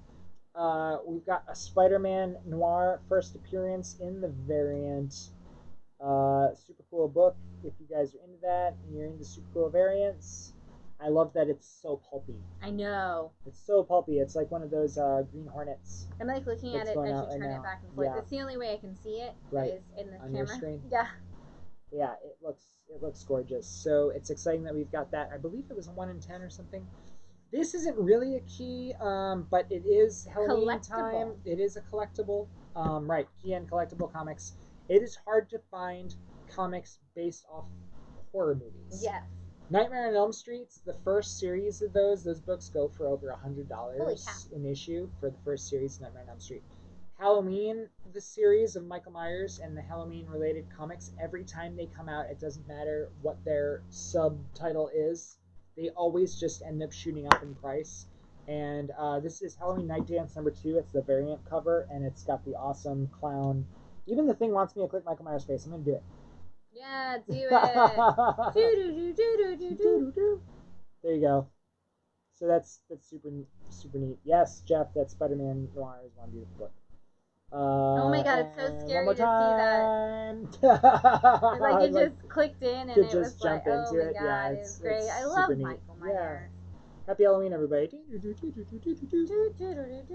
We've got Amazing Spider-Man 363, the conclusion to the Carnage trilogy.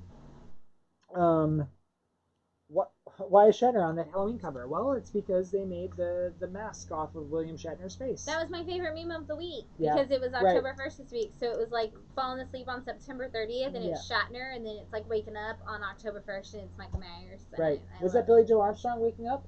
No, we were supposed to wake him up this week. Did anybody wake him up this week because September ended? I texted Jeff about it. Yeah, Jeff was on top of waking up Billy Joe. No, me. Oh. I was like, dude, did you wake up Billy Joe Armstrong today? We had a thing. Spider-Man 363, and they made this into True Believers in like 2016, and so this has always been one of those classic covers that just demands some love. We've got that in. Second appearance of Carnage, number 362. Happy to get a copy of this. Comic look like the shape. Man, you guys are on your Halloween tonight. That's funny. Yeah.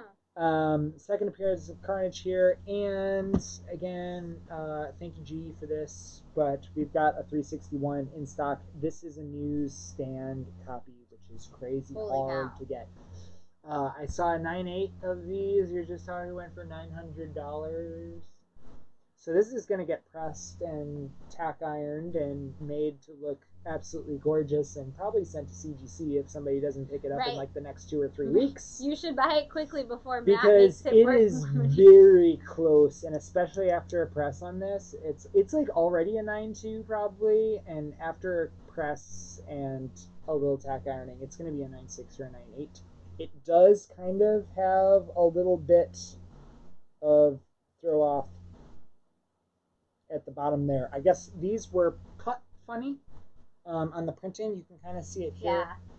There, a lot of the cut was funny on these, and even on the back cover, they cut off the words. Shout out to Juan Valdez for hooking me up with that info. The words are not cut off on the bottom of the back cover of this one. They're still on there and they're intact. This probably could get reset, but it's really risky for a comic Do you have that in of a this top value. loader? It's in a top, or it's in like a plastic top loader. Yeah. Inside of a bag. Don't touch touch it. Okay. No, it's in a bag and board too. God. Yeah, and then the top loader also has its own board. Man. Cameron said this is beautiful. Yes, yes, it is. It is in gorgeous condition, and it's the newsstand, which is super ultra rare. Happy to have those again. Yeah. Thanks, Gomez, for those. Um. Super cool. So that's our key and collectibles for the week. BJ said, "Don't wake him up. Let him sleep." Right, just let him. It's been a terrible year. Let him sleep through the Just rest. let him sleep, and that album wasn't great either. No, I was actually gonna say not my Green Day. Not my Green Day. Yeah. Yeah.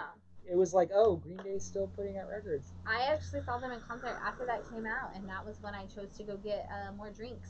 Right. When they played that song, I was like, oh, we're still doing that. Let's give you guys something. This unknown comic. Yeah. This is one of those throw it in your box because maybe it could be something. It's like a total spec book. This is Moonstreak, and it is a super low print run from a publisher in San Antonio called Guardian Knight Comics. And if you guys want, come by the shop and do one of these and whisper, "Where's my free mug?" Right. And we will give you a free coffee mug from Guardian Knight Comics because we got hooked up with those. It even says you're welcome on the back, which is cool. You're welcome because Moon Knight is a fun, or Moonstreak is a fun series. Right, I think Moon Knight is definitely a fun series. It is, but this is about a giant robot that is sentient and has emotions, but kicks some total ass. You read it all? Just or some? Yeah, okay. Some of it. Cool. And what is this, issue 1 and 2? Yeah. Cool. Get your Moonstreak on. What do they need to do? You have to tell me which DC character officiated over a same-sex wedding in a 2015 comic. Oh! So, yeah, a DC character officiated a same-sex wedding in a 2015 comic. If you know which one it is, you get both of these comics. Was it New 52? 2015? Or was it the interim between New 52 and... It might have been the interim. Yeah. It might have been New 52. I don't know. That's a good question. Fine.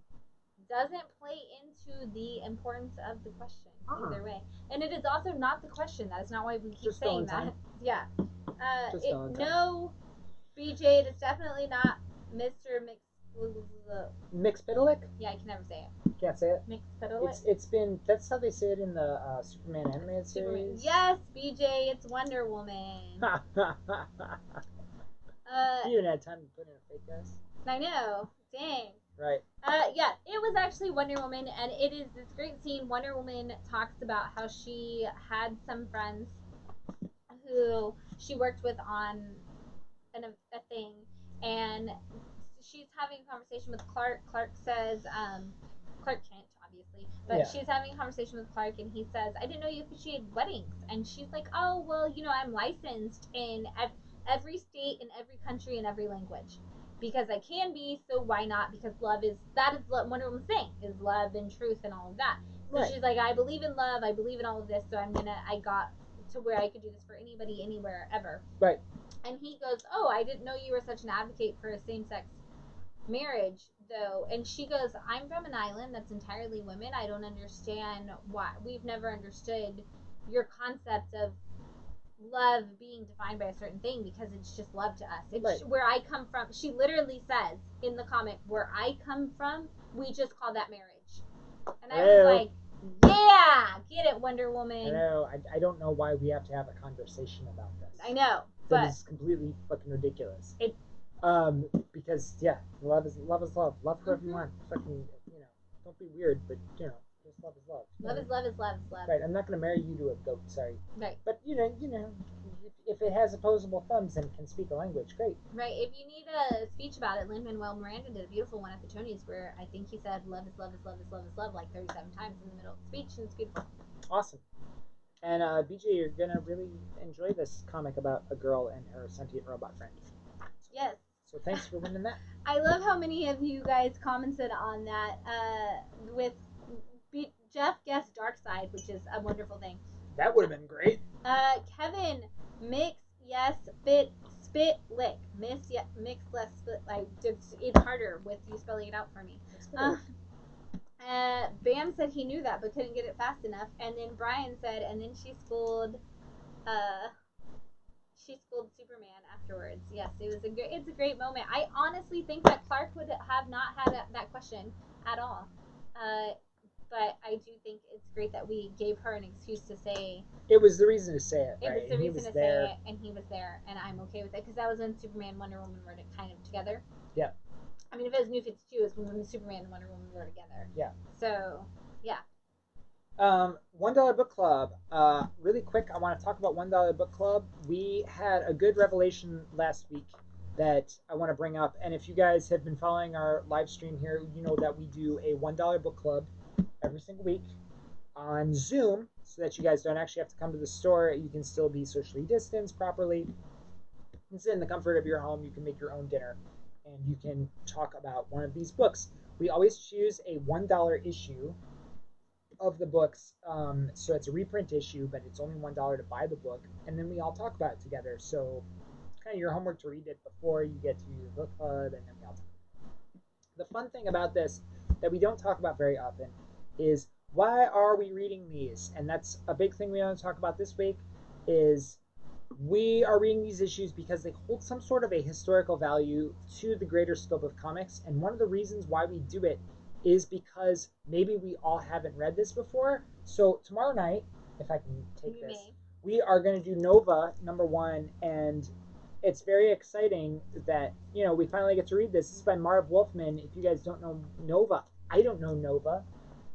Very excited to read this tomorrow and get to talk to you guys about it and what we think about Nova and his first appearance and Marv Wolfman's writing on it. And the nice thing is, from then on, we will all have the knowledge that, oh yeah, I read the first issue of Nova by Marv Wolfman and I know what that's about. And that's kind of a cool thing. And that's the first book club we ever did was Amazing Spider-Man #1. Because none of us had read Amazing Spider-Man. Who has the money to read Amazing Spider-Man #1? Right, in the lowest grade possible, that's a $3,000 book. Right. But so for $1, if we can all read this issue and we can read this book that costs $3,000 to buy an original first print of this book, if we can all read it for $1, and then we all have the knowledge of what happened in there, we can know the beginning, the origins of Spider-Man. And then the second one we did was Infinity Gauntlet, because we've all seen that movie, and we said, okay, well, if any of us actually read the comic, when people talk about these movies, we should be knowledgeable enough as a group. And I think there were only like 5 or 6 of us at the time. It's like the 5 or 6 of us here, we should all know about Infinity Gauntlet. We all should have read this so that we can have those conversations when people talk about these movies. And $1 Book Club was kind of birthed out of that. That was over a year ago, which is super fun to start to see in my Facebook memories. And so we've essentially almost done 50 of these book clubs. Wow, that's insane. Mm-hmm. Right? They used to be once every other week. Yeah. And since COVID when they were in person. Since COVID hit, we've gone to once a week so that people can have a place to come to talk about what they're reading and what's going on in their lives and just have that social interaction that we all so much want and need right now because we're not getting it anywhere else. So we're very happy to have that. And it does give, like we talked about, the view outside your window. It gives people a chance to bring that because I as a person who, that's what I did in school is I studied literary analysis essentially, and that was one of the things we talked about all the time is what you bring to the table influences what you get out of what's on the table. So if you're, if you think about it in terms of eating, if Right, you're Thanksgiving's coming up. Take notes. right, if you go to Thanksgiving dinner and you're a vegetarian, you don't know if the turkey was good, Right. but you might have a really solid opinion on whether or not the vegetables were prepared because that's what you do on a regular basis. And when we come to these book clubs, you might not know if Marvel comics are good, Right. but now you've read it, and coming from the DC background or the indie background, you have a completely different way of looking at this book than somebody who comes from this Marvel background because you're a Marvel vegetarian and you've never had that experience before. And that said, a vegetarian would normally say no to turkey. Right. The point of book club is like, oh, well, I don't eat yams. Right. Well, these are the best yams that have ever been made ever, and I've eaten a lot of yams. And it's like, well, then I should probably try these yams. Like last year, Yeah. I've never tried sweet potatoes my entire life. My mom has made sweet potato casserole. And last year I tried it because I was like, oh, I like vegetables now. And I tried sweet potatoes that my mom made, and I was like, oh my god, this is better than the dessert. Bam. And This is the greatest thing that ever. is exactly why to do the book club. That is why to come to these, especially the characters that you don't know, the stories that you don't know, ones that you may have been walking through a comic book shop and seen, like Moonshine. Yeah. Moonshine was great. How many times have I seen that walking by We at never a comic picked book it up. store? And I've never picked it up, but I've been curious. And I read Moonshine 1. I'm like, this is really, really, really great. I really enjoyed this. And it's fun because maybe I would not have had another opportunity to get into it. Yeah. But book club gives us that opportunity, and it's only $1 for the issue. Yeah. Right. Bam, that was not a schooling to you. That is a conversation to everyone about why it's such a wonderful opportunity, because we've all been there and said, I don't want to come, or, oh, I didn't read this book, but it's okay because that's not my thing. Every one of us for the past year. All done it at some point in the past year, and really just had that exact. Me with Joker. Yeah. I'm like, oh, I don't want to read another Joker story. Oh my god, I'm so sick of it. But keep that open mind. Hey, maybe this is the one for me. I really enjoyed Death in the Family. Right, or for Death in the Family is great, and then he be, the whole Ayatollah thing, and right. like it was like this is awesome. I would never have thought that this would have been there, but now I've read that, and I can talk about Death in the Family with people. Right, or like for me, I read Saga on my own and I didn't enjoy it, and then I read Saga for book club because everybody was like, no, you have to read it again before we do book club. So I read it again and I took my notes and I was like, okay, and I came into book club and I was like, this was better than when I read it the first time. And then I listened to everybody talk about book club and I was like, oh my god, I have to read the whole trade. Yeah. Because I was wrong and this is a great literary work, and I am stupid for not seeing that originally is how I felt, but really they were all so kind and they were like, we can see how it wasn't your thing because you're not a sci-fi person. Yeah. But like literary speaking, like they talked to me about it from the things that I did get. They were like, Shannon, you love literary analysis. Think about it in terms of this. And I was like, oh my god. In terms of that, this is the best book we've done in book club. And now on the complete opposite side of things, but also sci-fi, we did Seven to Eternity last week. Everyone's like, oh my god, this story. And then I read it and was like, I don't enjoy this. Yeah. And then I listened to everyone talk and I was like, I understand why all the things that you're saying that you enjoy based on the other books that you read, I still don't enjoy it. But it's awesome that this exists for you and that you can find the thing out of it and that this is a part of pop culture. Because it's definitely necessary. And now I know what Seven to Eternity is, and I have an idea of what that story is about, and if I want to keep reading it or not. I don't need to like it. Right. But I definitely love hearing people who do like it talk about it. Right. I get asked every day if I watch The Boys.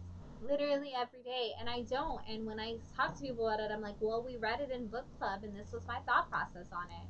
And I love that we read it in book club so that we can talk about, because I know what I get from it. Yeah. From like having that conversation and getting to hear people who are like, well, I read the whole thing, and knowing what you said, what your problems were in issue 1, don't go any further. Yeah. And I love that our book club can be so open and honest, that where I was like, this is my problems with it, and they were like, you will not like this. But then when I came in like with Saga, and I was like, well, this is why I didn't keep going, and they were like, okay, but this is why you would love it if you kept going. And then I did a review on a live stream where I was like, guys, this is why I love the new, like the whole first trade of Saga. I was wrong. Oh my god, you were right. I was wrong. And like I learned so much. And last week we read Seven to Eternity, which was Rick Remender. 2 weeks. So we've got this week. Next week is going to be Catwoman from Darwin Cook. And the week after is going to be Black Science, which is also Rick Remender. Yes. Which I'm excited to compare. Yeah. Exactly, which is kind of fun because, like Jeff just said, he's like, I don't like it either, but. And I love that because Jeff also, you wouldn't have been able to tell from Jeff's comments that he didn't like it. Right. Jeff was very good at just literary analysis. And like, let's just talk about the thing. And the people who do like it, go off on it. Be excited about it. Love your book. Because whatever gets you into this comic medium, whatever keeps you reading, whatever keeps your imagination going, that's the important thing. I love Marv Wolfman. I can't wait to read this. Right. The story is going to be so deep. If you guys haven't seen the Marv Wolfman cameo on the Infinite Crisis, can we just replace, now that we don't have Stan, can we have all cameos be done by Marv Wolfman? Because, oh my god, it makes me like... Tweet at Marvel. Like, yeah, tweet seriously, at Marv like, tweet at everybody. He's a sweet man. He's sweet and adorable, and his cameo in the Infinite Crisis thing on... or Crisis on Infinite Earth. Crisis on Infinite Earth. Crisis on Infinite Earth. If you need cameos by old white men creators of comic books and your things, put Marv Wolfman in there because he's great. And this is going to be fun. I have to go back. Two things. One, BJ said that 7 to Eternity is one you should give the 3-issue rule to. For those of you who don't know the 3-issue rule, that is actually a rule that I institute into the shop. Is I buy everything through 3 issues, and I will read through 3 issues, and if I don't like it and nobody picks it up, we won't carry it anymore if it's a new title. 7 to Eternity, BJ says, is one of those that follows the 3-issue rule, where you should definitely see if by 3 issues you're not into it, then it's not for you. Yeah. I appreciate that. Thank you for using the 3-issue rule. Absolutely. The other thing is that my sister asked about 20 comments ago, and has been continuously talked to by a lot of people, about whether or not my shirt says Orca. I'm sorry, Sam. I know my sister's biggest animal fear is killer whales. She's very afraid of orcas. I'm so sorry, Sam. This is actually a reference to Jaws. That is the name of the boat in Jaws, and nobody explained that to you in the comments when they said yes, it does, and the shirt is awesome, and blah blah blah. Nobody actually took the time to explain it to you, so I wanted to tell you this is the name of the boat in Jaws. They go out on the boat in Jaws to kill the shark. Right. And it's a killer whale. Yes. Which are known for killing sharks. Yes. That's the connection there. So I don't know if you've ever seen Jaws, Sam, but we should watch that next time we're together, or make Carlos watch it with you, because I'm sure Carlos has seen it. Right, you're an hour away. Come on down. Right, come over. We'll show it to you. It's great. Right. That's family. It says brother-in-law on the status on your page next to my name. So like, we're family. That's it's one of our favorite movies. You can come over. We will provide snacks. You just blew her mind. Yes, we will provide snacks, unless you're bringing the queso, because your queso is better than mine. And I vote pizza bagels. Ooh. Yes. Oh, Jeff did say it was a Jaws shirt. Okay. Nice. I don't know that Sam's seen. See, she hasn't seen it fully. So, Sam, I have failed you. Pizza bagels. I am a terrible surrogate parent, because I did not make you watch Jaws a million times as a child. We will correct that. Right. I knew Carlos had seen it, because Carlos has seen everything, so we will definitely watch it with you anytime. Let's give some to these fine people, Shan. We've got this one and then one more giveaway to close out the night. I know it's approaching 11 o'clock.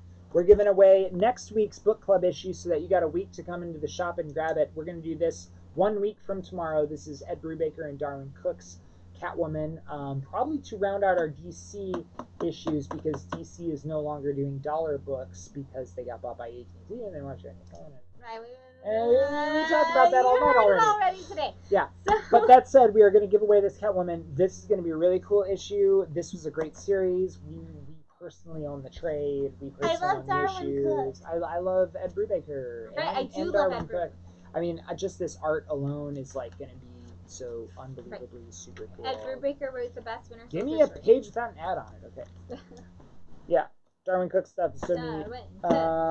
Yeah, ooh, Darwin Cook, says BJ. Yes, this is going to be next week. So, right, we just got to get through this Nova thing, and then we can do Darwin. Hey! I know, I'm very excited about Nova. I have lots of Ultimate Spider-Man Nova jokes to make. I can't wait. It's going to be great. Nova's cool. Nova is cool. Nova's cool. And I'm actually very sad that we have not had Nova in the MCU, because we've had multiple Guardians of the Galaxy movies and no Nova, and that's a ripoff. Nova's the jam. And it's Marv Wolfman. But this is going to be next week, so you guys, if you win this, you have 1 week to pick it up. Yes. So, Matt has already told you that Marv Wolfman obviously wrote Nova #1. But who created Nova, writer and artist? You have to know the writer and artist who are behind the creation of Nova, and you win this Darwin Cook, Catwoman, and Ed So Rubiger. if you know some trivia about a book that we're doing tomorrow night that we'll You talk can about win the the next trivia, you week's. can win the next week's. Yeah. Google machine. Right. It's on the Wikipedia. There You go. don't even have to. You don't even have to try. I'm giving it away to you guys because it's $1. Oh, she but said she can bring snacks. right, too. Sam can bring snacks. Sam can That's bring what I'm snacks. talking about. Wade Wilson. Wade Wilson definitely did not You're just create making this Nova. stuff up, right? There's no character named Wade Wilson. That's a guy who plays guitar in Austin. That was beautiful. Good stuff. Oh!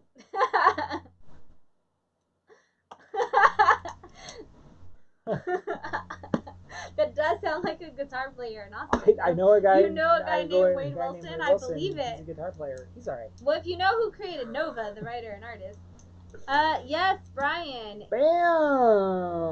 Ramita and the Wolfman. Ramita and the Not Wolfman. Lon Chaney, but the Wolfman. The other Wolfman. Yeah. I want actually Brian, want double prize tonight. I actually want a book called Ramita and the Wolfman now. Right? What is going on? What is going on? Which, Image. Totally get on image that. title. Right. Yeah. I would totally write a book called that.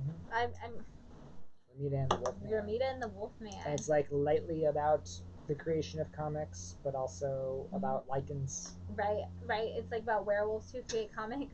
Kind of like vampires who run a restaurant. You know, it's you can do anything with comic It's books. all there. Comic industry news. So you guys may have heard that there is a Todd McFarlane, Chadwick Boseman cover. Yes, if you guys didn't hear, so most of you probably did because you all text messaged me about it. But Spawn 311, which is on the final order cutoff tomorrow. So if you need to pick it up from Bat City, you need to tell me before I get off of work tomorrow. So you need to tell me We do the by FOC 7. before book club. Right, or I do it during book club, whatever you want to say. The first few minutes of book club. So by 7 o'clock tomorrow, 7 p.m. tomorrow, you need to tell me that you're going to want this book. But the hi Bree, sorry, she just waved. I had to say What's that. up? What's up? I love that you guys are watching. So one of the things that is going to be amazing is there is a Chadwick tribute Spawn on tomorrow's final order cutoff. That is the last chance to get it. If you want it, tell me tomorrow. Otherwise, you're not getting it. Yes, Chef, you asked me for one twice. And BJ. I see that, BJ. I will write you down for that. It is amazing. It is a tribute where it is half the Spawn costume, half the Black Panther costume because he has the belt with no mask. So it's obviously Chadwick's face. Doing the Wakanda Forever. And like with like a coffin and essentially in the background. A coffin and possibly deceased. There has been talk on the dark web of McFarlane's doing a cash grab. McFarlane actually said nice things. I would like to give credit to Todd for the nice things he said because we don't hear a lot of them from Todd. Todd is a nice person on the inside, and I don't think we see that a lot in his outward performance because it's never really been his thing. But it is actually there's somewhere inside of him is a nice person. I know he's got this New Jersey I mean well thing about him. My old neighbor grew up as a kid down the street from Todd McFarlane, so I have a different view of Todd McFarlane than a lot of people do because this guy told me a lot of stories about Todd apparently used to open his garage door and would draw Spider-Man and things for all the kids in the neighborhood and would just give free prints to all the kids, and all those kids in that neighborhood can still walk up to Todd at any time and Todd will sign and give them anything that they want. Right. And I think that's awesome because I think the whole thing is for kids to do that. And Todd knows that the medium is for getting the next generation into it. Yes. And getting them to love it and getting them to use their imaginations throughout their lives. Absolutely, and I appreciate that. And so Todd did this. He canceled the original cover beat. If you look it up in previous catalogs, it's actually got an August code date, which means that this was actually solicited months ago, obviously, because it's for final order cutoff now, and this was not the solicitation cover that we had.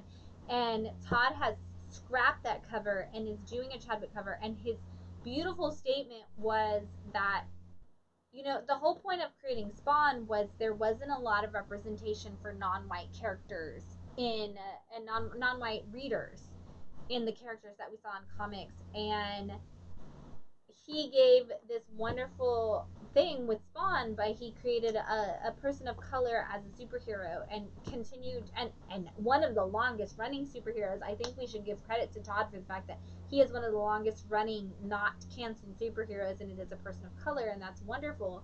And he said his goal was to do that through comics, but Chadwick did that in real life, and we talked about this earlier that Chadwick Boseman didn't just play a superhero, but Chadwick Boseman was a superhero, and Todd actually recognized that as well and said, as a creator, he wanted to give back in the way that Chadwick did, and if the only thing he could do was kind of say like from Spawn, because Chadwick even or Todd even noticed like Todd McFarlane saying from Todd McFarlane Chadwick Boseman like is not as impactful as from one person of color character to another person of color.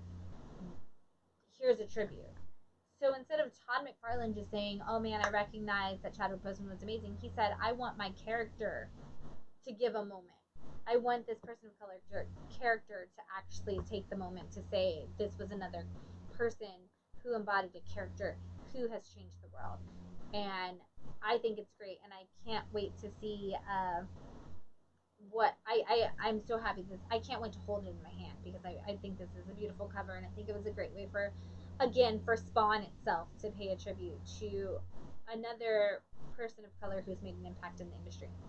That said, I completely agree with all of that. The cover is gorgeous. It's completely amazing. It is a surprise cover, and the way that ordering works, if you guys don't know, I don't want to mansplain. Right. There are two different ordering times. There is an initial order, which is what we call the previews, where you can, get your previews discount early on, where we order 2 months out, and we say the amount that we think that we're going to want of a comic. And then there's the final order cutoff. And when the final order cutoff comes, that's 3 weeks before that comic comes out. And it says, okay, on your initial order, 2 months out, you said that you wanted this many. Do you still want that? And then you type a number that says, okay, well, I actually want like this many. Like on my initial order, I ordered 10, but now I really only want 3. From the initial order that's 2 months out, that's where the comics get printed. So they take that number and they say, okay, well, Bat City Comics ordered 10, and this comic store in San Antonio, they ordered 20, but then Bat City only ordered 3, and they only ordered 10. Now there's like, what is that? Do math. 13 outstanding 17 comics that are in there and that are still available, and then when people want to reorder, they reorder from those 17 that are still available. So for us, we did our initial order and we ordered a bunch of cover B because that's the McFarlane cover. People like that cover of Spawn. So theoretically, we ordered enough, but when that final order cutoff comes, everybody's going to order one, and it's going to be a massive amount of these Chadwick covers, and it's probably going to be a mess. Right. We don't know. For every 5 that you order, there is supposedly a black and white sketch variant, and people are very excited about that one too. Hopefully everybody gets a copy because it's gorgeous. Order as many as we can. Should be. Yeah. This obviously hasn't been printed because Todd just announced it, so it wasn't the one that they printed back in August. So we'll see what happens. And that's the same thing that happened with Walking Dead. Yes. Except Walking Dead happened. They announced that it was going to end after the final order cutoff already passed, and it was like crap. I only ordered 3. No one was reading Walking Dead. And then it was a mess to get that final issue of Walking Dead. At least we know before the final order cutoff. Right. I think hopefully that they printed some extras when they changed what the cover was. Right. I don't think they've actually printed it yet. Yeah. It's just my guess that they haven't because it was just announced this week. So chances are they probably haven't. But we won't know for sure until we make the order and it shows up. Speaking of comic industry news, most comics these days have gone to $3.99. Yes. Almost every single comic book is $3.99 now. Yes. 2 years ago, DC's main superhero titles, not number ones, were all $2.99. And that was their thing. Hold the line at $2.99. Hold the line at $2.99. They did not. They did not. They all went to $3.99, and their number ones are now $4.99, just like Marvel's. The one comic that is still $2.99, Spawn, Yes, thank and you, all Todd. covers. And Todd And is very big on that. he is very big on literally holding the line at $2.99. I love that. I do too. I love that. There is not another creator who has been firm about it. And what a great way to continue to market your product. Yes. Where you're like, yeah, you want to keep reading my comic? Well, thanks for reading it. I really appreciate that. I'm $1 less than all the other comics. That makes me want to read Spawn. It makes me want to read Spawn. And it's like, take my money because you're $1 less, even though I'm like, I'm paying other money for these, but at the same time, I just want to read yours just because you're being cool about it. Right. And Spawn holds a special place in my heart in general. My sister's on here, so I feel I have to call it out. But our dad, he watched the Spawn show in the 90s. The animated HBO, show, which had the greatest thing ever because it always had the little introduction from Todd McFarlane at the beginning. And I remember walking into my parents' room, and my stepdad would always be watching the Spawn show, and I would sit there to watch it with him, and I always thought this is the cheesiest thing ever. And as an adult, going back and watching, like, not the show, but the Todd McFarlane intro, and going back and watching it as an adult, I was like, I was not wrong as a child.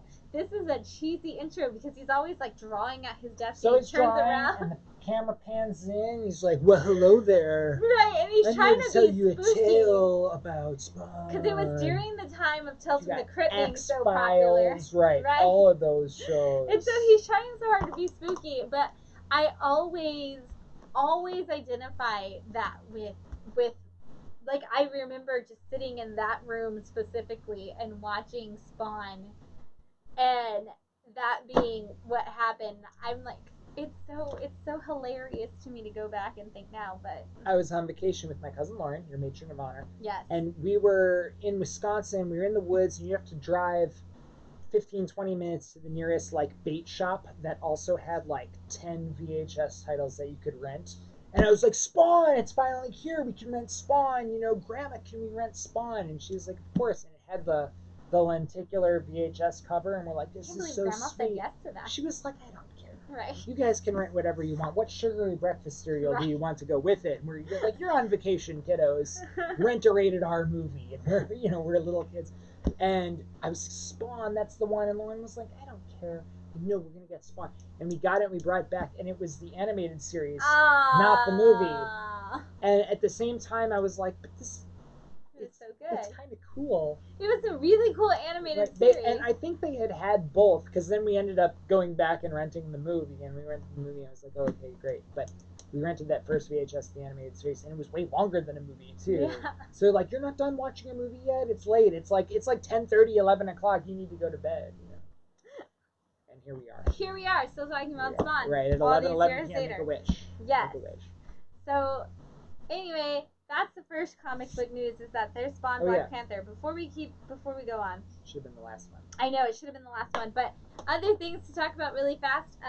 There was Kamala Khan casting news today. Very exciting. Woo! We're getting Kamala finally. Getting a live action Kamala Khan. I literally cried. Right, you cried. I'm not even joking. I wish I could say that I was, but the fact that we actually cast a Muslim girl to play Kamala Khan and an unknown and who is YouTube reviewer blogger girl who YouTube reviewed Captain Marvel and talked about all the things that were wrong with it, and everything was wrong with it except Brie Larson as Captain Marvel, which is the most Kamala Khan thing you could say. Everything is wrong with this movie except Captain Marvel. She's perfect, and I was like, wow, she's the exact Captain Marvel that like. Seriously. I was like, you are literally just Kamala Khan. So congratulations. I'm super excited. It's going to be amazing and wonderful. And also, side note, if you saw Captain Marvel and you didn't think that Brie Larson was Captain Marvel from the comics, you haven't read a fucking comic book. She did so good! You're just comic skating. You're just comic skating because she is exactly the fucking comic. Pick up a goddamn comic and read one and you'll see Brie Larson. Especially once they cut her hair in Endgame, I was like, oh.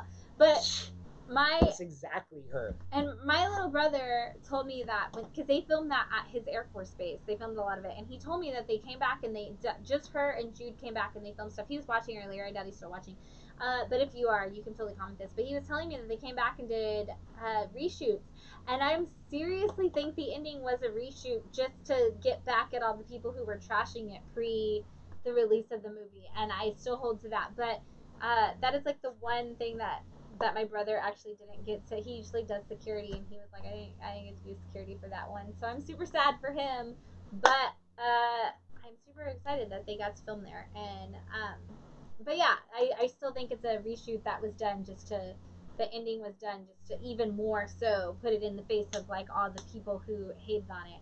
But yeah. I'm glad that you guys liked her because I know so many people trash her, and Captain Marvel will probably be reading stories on the Bat City live stream in the next couple weekends because she's one of the only superheroes that can show up right now. So right. Captain Marvel will probably be doing superhero story times, and right, which we have coming up. Is that news? That is news. October 10th, which is this coming Saturday.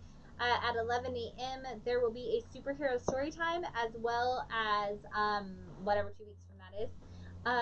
There are two superhero story times happening this month that are live streams on the Bat City Comics Facebook page. They are actually done in conjunction with Shock the Vote ATX, which is a nonpartisan group working to get people to remember that Austin is an event focused and an artistic focused community and bring notoriety to all of the arts and culture of Austin, but also to remind people that it is a very important time in our culture because we want to vote. Whoever you're voting for, whatever your belief system is, it's important that no matter what, you remember that the American system is done by the people for the people, or should be done by the people for the people. That is as far as I can go because we're a nonprofit. But you are the people. You're reading comic books. You know that it's up to you to make change. It's up to you to be the hero. So go out and vote. Shock the Vote ATX is working to help make that happen, and we are doing superhero story times to coordinate with that. So we will have a superhero out on this weekend, October 10th. I guess next weekend because it's still Sunday, and then 2 weeks after that, we will be doing that. We will also be giving away a prize package through their silent auction that is all Baby Yoda, Mandalorian, Star Wars themed. Right, because the Mandalorian's coming out. The Mandalorian is coming out. That I do not know Brie Larson. I know Captain Marvel. So yes, those of you who did not watch Captain Marvel yet. I really hate to, I hope you put the kids to bed or whatever, but whether or not you got them, you got to pull your balls out of your ass to see that movie. Matt hates sci-fi, and he just said that. The movie is great. The movie's unbelievable. What I like about that movie is the cat. The cat is great. But what I like about that movie, Samuel Jackson, also good. Right. But no, I'm gonna talk about the girl in the movie. Right, Brie Larson. Yeah.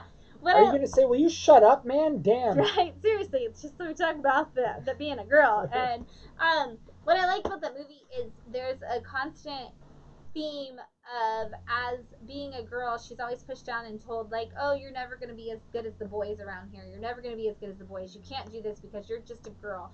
And it shows that, like, oh, what are you going to do, cry about it because you're a girl kind of mentality. And I love, and because multiples of you have not said that you saw the ending, I thank you. That was exactly his point, Brian. What is so great about this movie, and I'm not going to spoil it for you guys, especially UBJ and Sam, is that the last big scene of that movie is all about exactly what women have to prove. Right. Exactly what women have to prove to the world around them. And she could not have said that better. And I went into that movie not expecting to like it.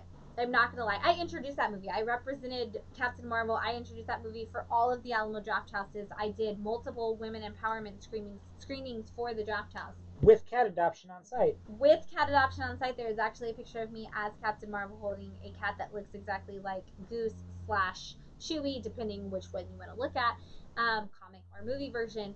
But when I finally got to sit down and see the movie, I actually was with a friend of mine, Lola, who's one of our subscribers, who is then I'll text you, Sam. I'll text you and ruin the movie for you.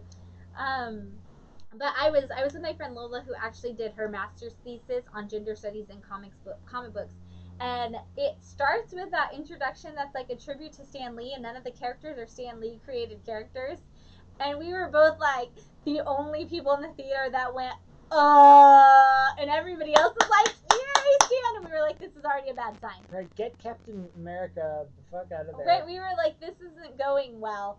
And then we thought we weren't going to like the movie. We were highly ready to not like it. And then at the end, we were both like, Right. Right. Buddy cop movie. it was so good. Yes, definitely a buddy cop movie. This is up there with Turner and Hooch buddy cop movie. And it's so good.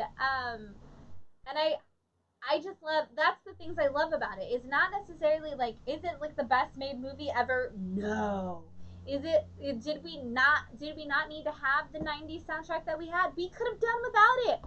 I'm gonna say it. I love Garbage more than we saw Garbage like last year. We love Garbage. Love Garbage. I didn't need it to be there. Why'd you wear a Nine Inch Nails shirt and they didn't play Nine Inch Nails in the movie?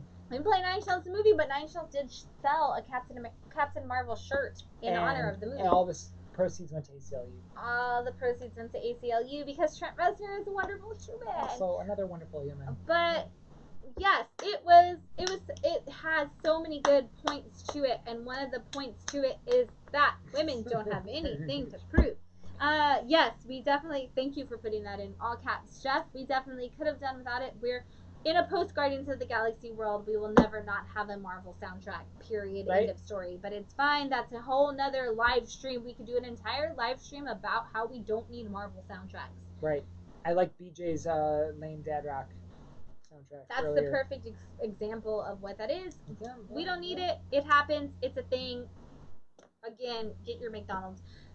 Moving on from all of that, Miss Marvel is happening. I'm so excited. Kamala Khan, couldn't be happier. I'm so excited. It's going to be a thing. Again, tears of joy to actually have a Muslim Canadian woman. She's not even technically, she is North American, who just, it's going to be so good. I'm so excited. I can't wait to see the doors she opens up for so many people other than that.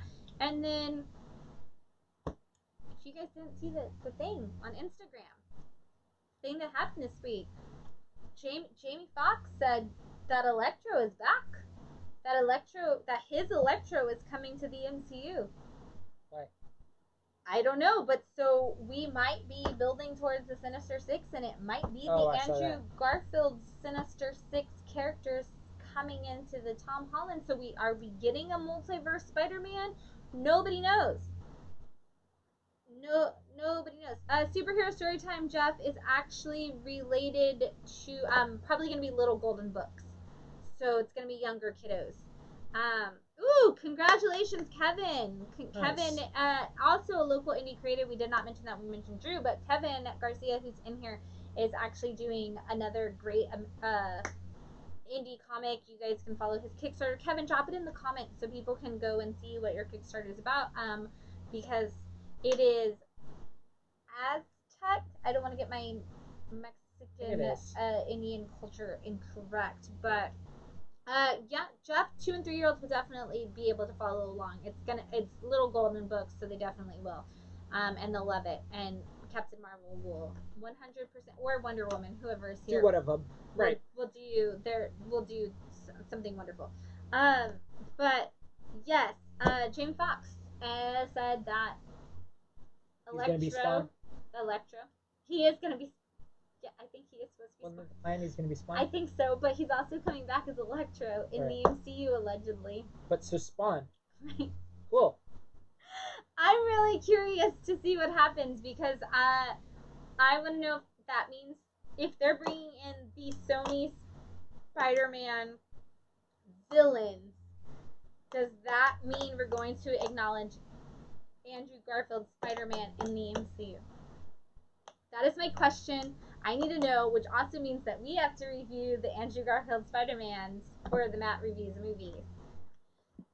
I love them! Don't hate me! I love them! They're wonderful. It's fine. I'll watch them. There's Gwen Stacy in them, baby. Right, that's cool. It's wonderful. it's just the giant hair. I know you don't Cut like the the damn hair. Brennan Urie of it all. I like college level Peter Parker. I need to say that. I like Peter Parker going to college or graduated from college and going off to get a job. I don't like high school or college Peter Parker, like But early you want him to college. be done with college. I want him to be done with college. I want him to be a young adult professional person. That's the Peter Parker I like, and that's because of the Spider-Man TV Animated show, series. the animated series. I like the animated series show because it's not funny. I like it that there's like barely any jokes in there at all, and it's because they were trying to be Batman the animated series. You really have to look at it and you're like, oh, they're really trying to follow a comic book plot here and make it a serious thing because of Batman the animated series. They're in the wake of that, Right. rather than make it a Stan Lee Spider-Man. And Andrew Garfield is like, hey, we're actually good at quipping. And it's good and thwipping. And am I right? whipping. But also, there's so much heart, and I think part of it comes from the fact that, yeah, right, Emma Stone. I was gonna say they were, no, Sam. I love these movies, so you are right. Don't you back down. Don't you back down on yourself. But Andrew Garfield and Emma Stone were dating at the time, and I think that you see a lot of that heart. We actually see in Amazing Spider-Man 2, the movie, we actually see the Gwen Stacy death from the comic book. Cool. And I mean, like not cool, but actually, like from cool the comic book, like that's brutal. Where you're like, oh, that was Spider-Man's fault. Yeah. Like you're like, oh man, there's no way back from that. That was definitely right. Spider-Man. That's gonna cause a lot of, and then they're like, we should probably discontinue this. Right, they were like, we gotta walk away from the series. Right, we messed up. We can't man, keep this going. But it's like, yeah, neither can Stan Lee. But they were dating at the time, so it's a beautiful moment because it's like you have this guy playing Spider-Man, but he's also literally like a man holding the love of his life at the time in his hands, knowing that he just like, so he acts like the emotion feels real in that, but also you heard it. Like, if you ever doubted whether, like, I got in this argument a lot at the time because everybody was like, no, it was Green Goblin that killed Gwen Stacy. I'm like, did you see Amazing Spider-Man 2? Because you heard it. You heard what happened. The Foley artist is there with this, like, giant thing of twigs over his knee. He's, like, waiting for the moment. She's like, BAM! I've been waiting since 1973 to put this moment in. Crack these. I read that comic and I've been waiting. Over my leg. God, that's brutal. But yeah. Yeah, we'll have to watch it. Yeah, you should definitely watch it because and number 1 might be a little bit harder for you than number 2, but number 2 because it does. And I it's got that great Hans Zimmer electro like the music. Yeah, that's all it does. Yeah, I listened to the soundtrack. We have the soundtrack. Yeah. But it's great to like actually have a moment where a comic book actually, like a comic book story actually came to fruition and we didn't change it. Yes, exactly, Brian. The comic and the movie were similar in it being Peter's fault, and as somebody who has argued that with a million people over the course of my life, I'm very excited that the movie did not back down from it being Peter's fault. Yes. So, but he thwipped down. He was trying. It's not like he was like, I want to kill my girlfriend. He was like thwip. He was trying to save and then her. Was like, oh shit, it just broke through. And the way that the movie does it is, you know, especially like coming from it from a comic book standpoint, having read the comic, having known this is what happened. My friend Ashley and I were both sitting in the theater, and I'm dressed as Gwen Stacy in the death outfit while this is happening, and we're both sitting there like this because we know it's about to happen, and we're like. And then it does, and you're like, and then of course I feel bad for the poor child because as we're walking out of the theater, this like 7-year-old has just seen Gwen Stacy's death, and he walks up to me and he's like, right, you're like, I know, buddy. I was like, yeah, and I feel like I traumatized the child because he didn't know going into it. Be a Gwen Stacy fan, not a Mary Jane fan, child. Yes, it shows how the heroes have faults and they can mess up, and I like that very much, Brian. Exactly, I agree with that. And two, also set up some awesome characters that never got to be, like Felicity Jones as Black Cat. Come on, gonna have that Oscar-nominated, wonderful, amazing Felicity Jones be Black Cat and then never see her suit up. Whatever, I don't care. Not bitter. Still, it is what it is. We're on to this. Move on. I'm over it.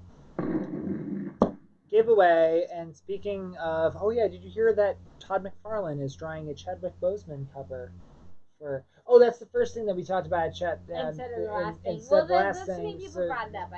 Exactly. We got there Here it first. is. We're gonna give away the brand new issue of Spawn, number 311. I think this is the Capullo cover. I think so. And this came out this week, and to tie it all together, this Spider-Man lenticular kind of foil, glossy, super cool card from the 90s that's die cut. We're going to give away these two items. Here is our final thing of this week. This Spawn literally just came out this week. It's a brand new issue. And I'm going to 100% full circle tie this together, because the question is, who is the first villain that Kamala Khan goes against in her first solo series? Bam! Look at That's that. all your comic book news thrown together into one prize pack. I knew what I was doing the whole time. Might have had a bunch of wine, but I still know what's going on because I wrote it down before we started drinking. Anyway. Written by Todd McFarlane, too. Yes. I love how it says still only $2.99 on the back. Right. Spawn! Yes, right, you can win this Spawn 311 and this Spider-Man card. 310. If you can tell me... 310, not 311. 311, sorry, I'm reading off this. Yes, Brian, holy cow. Oh my god. Brian is killing it. Way to show up, Brian. The inventor. It is the inventor, aka Mr. Edison, which G. Willow Wilson has said that whole thing of the inventor and Mr. Edison was actually to balance out, because Kamala has just figured out her power, and it's kind of a reflection of where Kamala is in her own life in this first story arc, and that was a really big thing for her. It is definitely not Gal Gadot, Jeff Madel. Gal. It's Gal. Gal Gadot. She does say Gal. It's Gal Gadot. Mm-hmm. Oh, he said let someone else have those. If nobody else was close. So, and we already. Right. We'll okay, it's here. Fine. Set up an appointment. Throw something out there, and the person who guesses it can have Brian's prize. We're gonna throw something random out there, to get Brian's prize. I don't know what I'm gonna throw out there. Ooh. Do you have something? No, I don't have shit. All right, really quick lightning round. There is a show coming out called Hellstrom, based on Damien Hellstrom. What is the Son of Satan's first appearance? Yeah, there you go. What is Son of Satan's first appearance? Because the show is coming up super soon. Yes. And that trailer showed us nothing. Nothing. If you guys saw the Hellstrom trailer, you watch it and you're like, Right. There was a second. Which is my kind of trailer. There is a second trailer that we're not watching. Good, I don't want to watch it. Yeah, because it came. A second trailer came out because Donnie tweeted it and was like, "That trailer, yo!" And I was like, "No, shut up, Donnie." The Omen. Good guess, guys. First appearance of Damien Hellstrom as the Son of Satan. Yes, my sister said that she loves Gal Gadot because she's so pretty. I agree. Who's the villain in Halloween 3? Nice. I actually don't know his name. The villain in Halloween 3, the guy that like runs the mask company. Runs the mask company. Squee! Marvel Spotlight issue something, according to Renee. So close. Son of Satan number 2. No.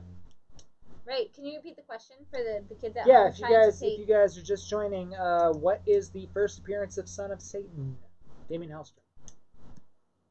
Damien Hellstrom as the Son of Satan. When is that show coming out? Do you know? I think it's November, which doesn't make sense because it's a spooky show, so it should come out in October. It might not Ghost Rider number 1. Just said he meant the company name. Do you know the company name that makes the mask? Silver Shamrock. Yeah. I was like, I know you know that one. That one's easy. Right. Spotlight number 12. Brian, you can't guess. We're trying to give away your prize. Right, exactly. All right, there's no. There you go. And the full name hasn't been said, so there's like a thing. Right, unless Brian just wants to win it. Right, we're just gonna give you your spawn prize, Brian. We're not gonna. Little Nicky. At least you're on, because Damien Hellstrom is kind of Little Nicky. That was a great choice of movie, Sam. You're getting the theme. Right, you're definitely getting the theme. He is the son of Satan, so. Uh, Does that see, count? that's the same thing that Brian said. So, Brian would have gotten it. Right, but Brian's not. Brian's had to give it away. Right, exactly. He wanted to give it away, but it is a double title. It's the same font and the same I don't know coloring. what you're pointing at. The issue. The issue that's right there. Right. Does that count? I think that counts. Does it? I think you it want to give it counts. to Jeff? We'll just give it to Jeff. All right. It is Marvel Spotlight number 12.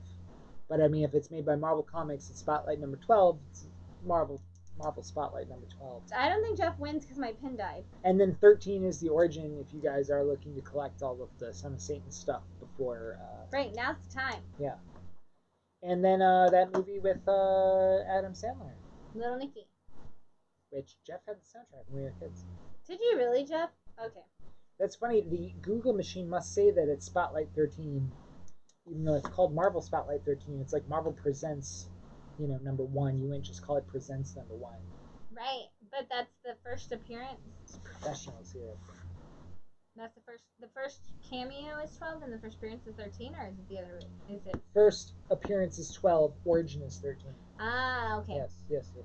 12 actually is the one. Yes. So are we sure? We are sure. That's his job. We're definitely sure. Oh, he said Google says Ghost Rider number 1. Oh. That doesn't. That's not a thing. Okay.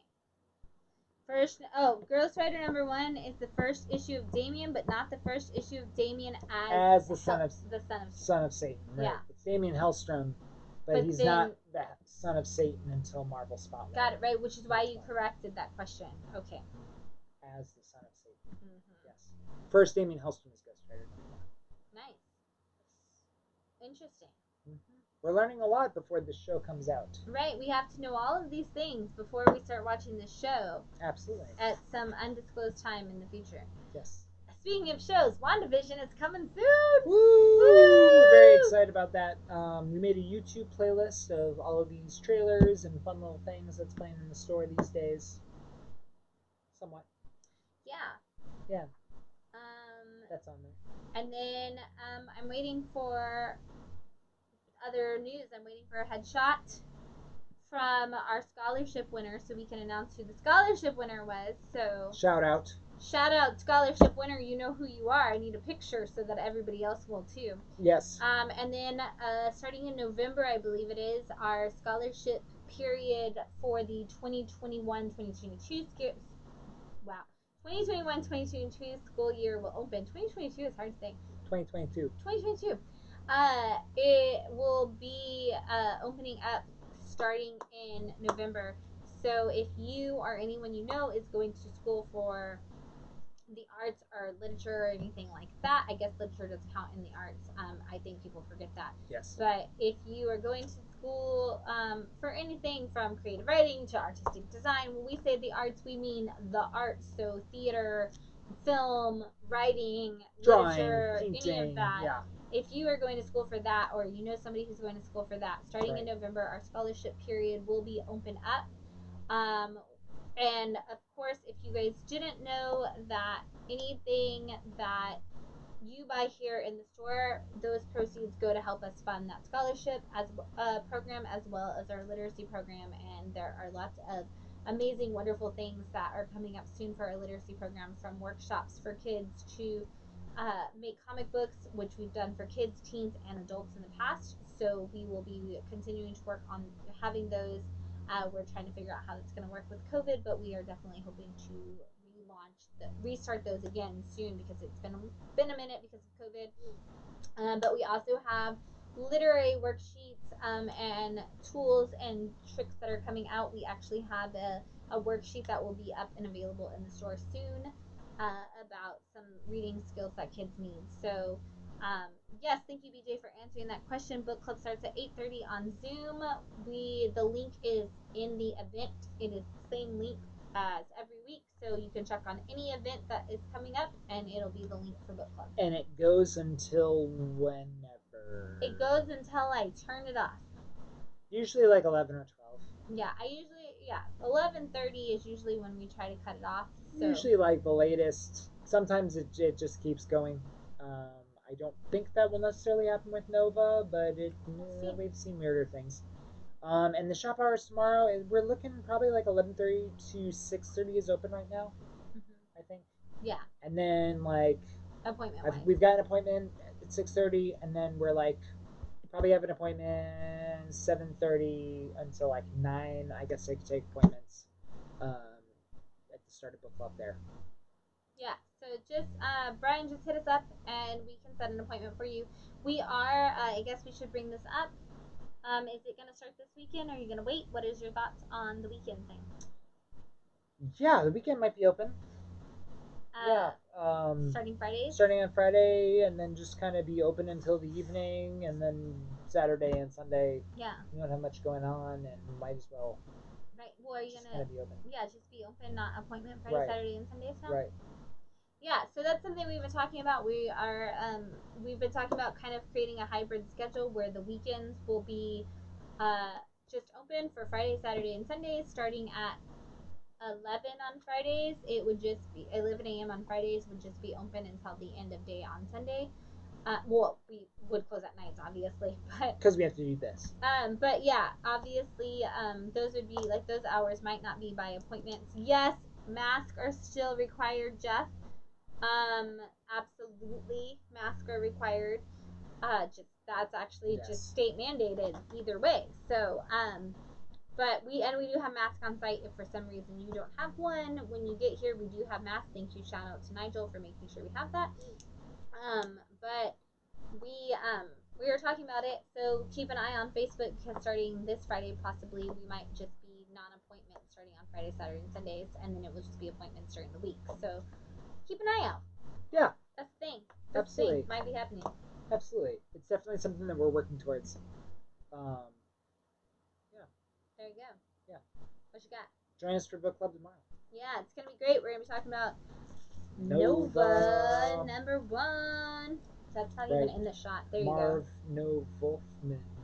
Marv Wolfman being adorable and writing some Nova. So we'll be talking about that tomorrow. We hope you guys have a great week. Again, join us tomorrow. New Comic Book Day on Wednesday. Probably Redneck. Possibly Redneck. It's pretty cool. Definitely some good titles. Can't wait to see what happens this week. Yep, that's coming out on Wednesday. We're closed on Tuesday as always, and then maybe we'll be open on Friday. And I guess we'll let you know after next Sunday. Let you know how it goes if we were open on Friday and Saturday and Sunday. We'll let you know on Facebook. Also, keep an eye on our Facebook, Twitter, and Instagram for exciting things that are happening in store, products that are coming up, casting news like we announced the Kamala Khan thing, and stuff throughout the week because we're always posting stuff. It's at Comics Austin on here on Instagram and Twitter, so it's really easy to follow us and see what we're up to. So you are always welcome to crash our live, and orcas are still scary, Sam. That's totally fair. You are always welcome. Crash anytime. Anytime you want. Also, for real, bring snacks and we'll watch Jaws whenever you want. So. Right. Pizza Vegas. Yeah. Bring Carlos and Bree and snacks and we'll watch Jaws. Absolutely. And thank you guys for watching. We will see you guys throughout the week. Yeah. Whenever we see you. Have a great night and get home safe. Bye, everybody.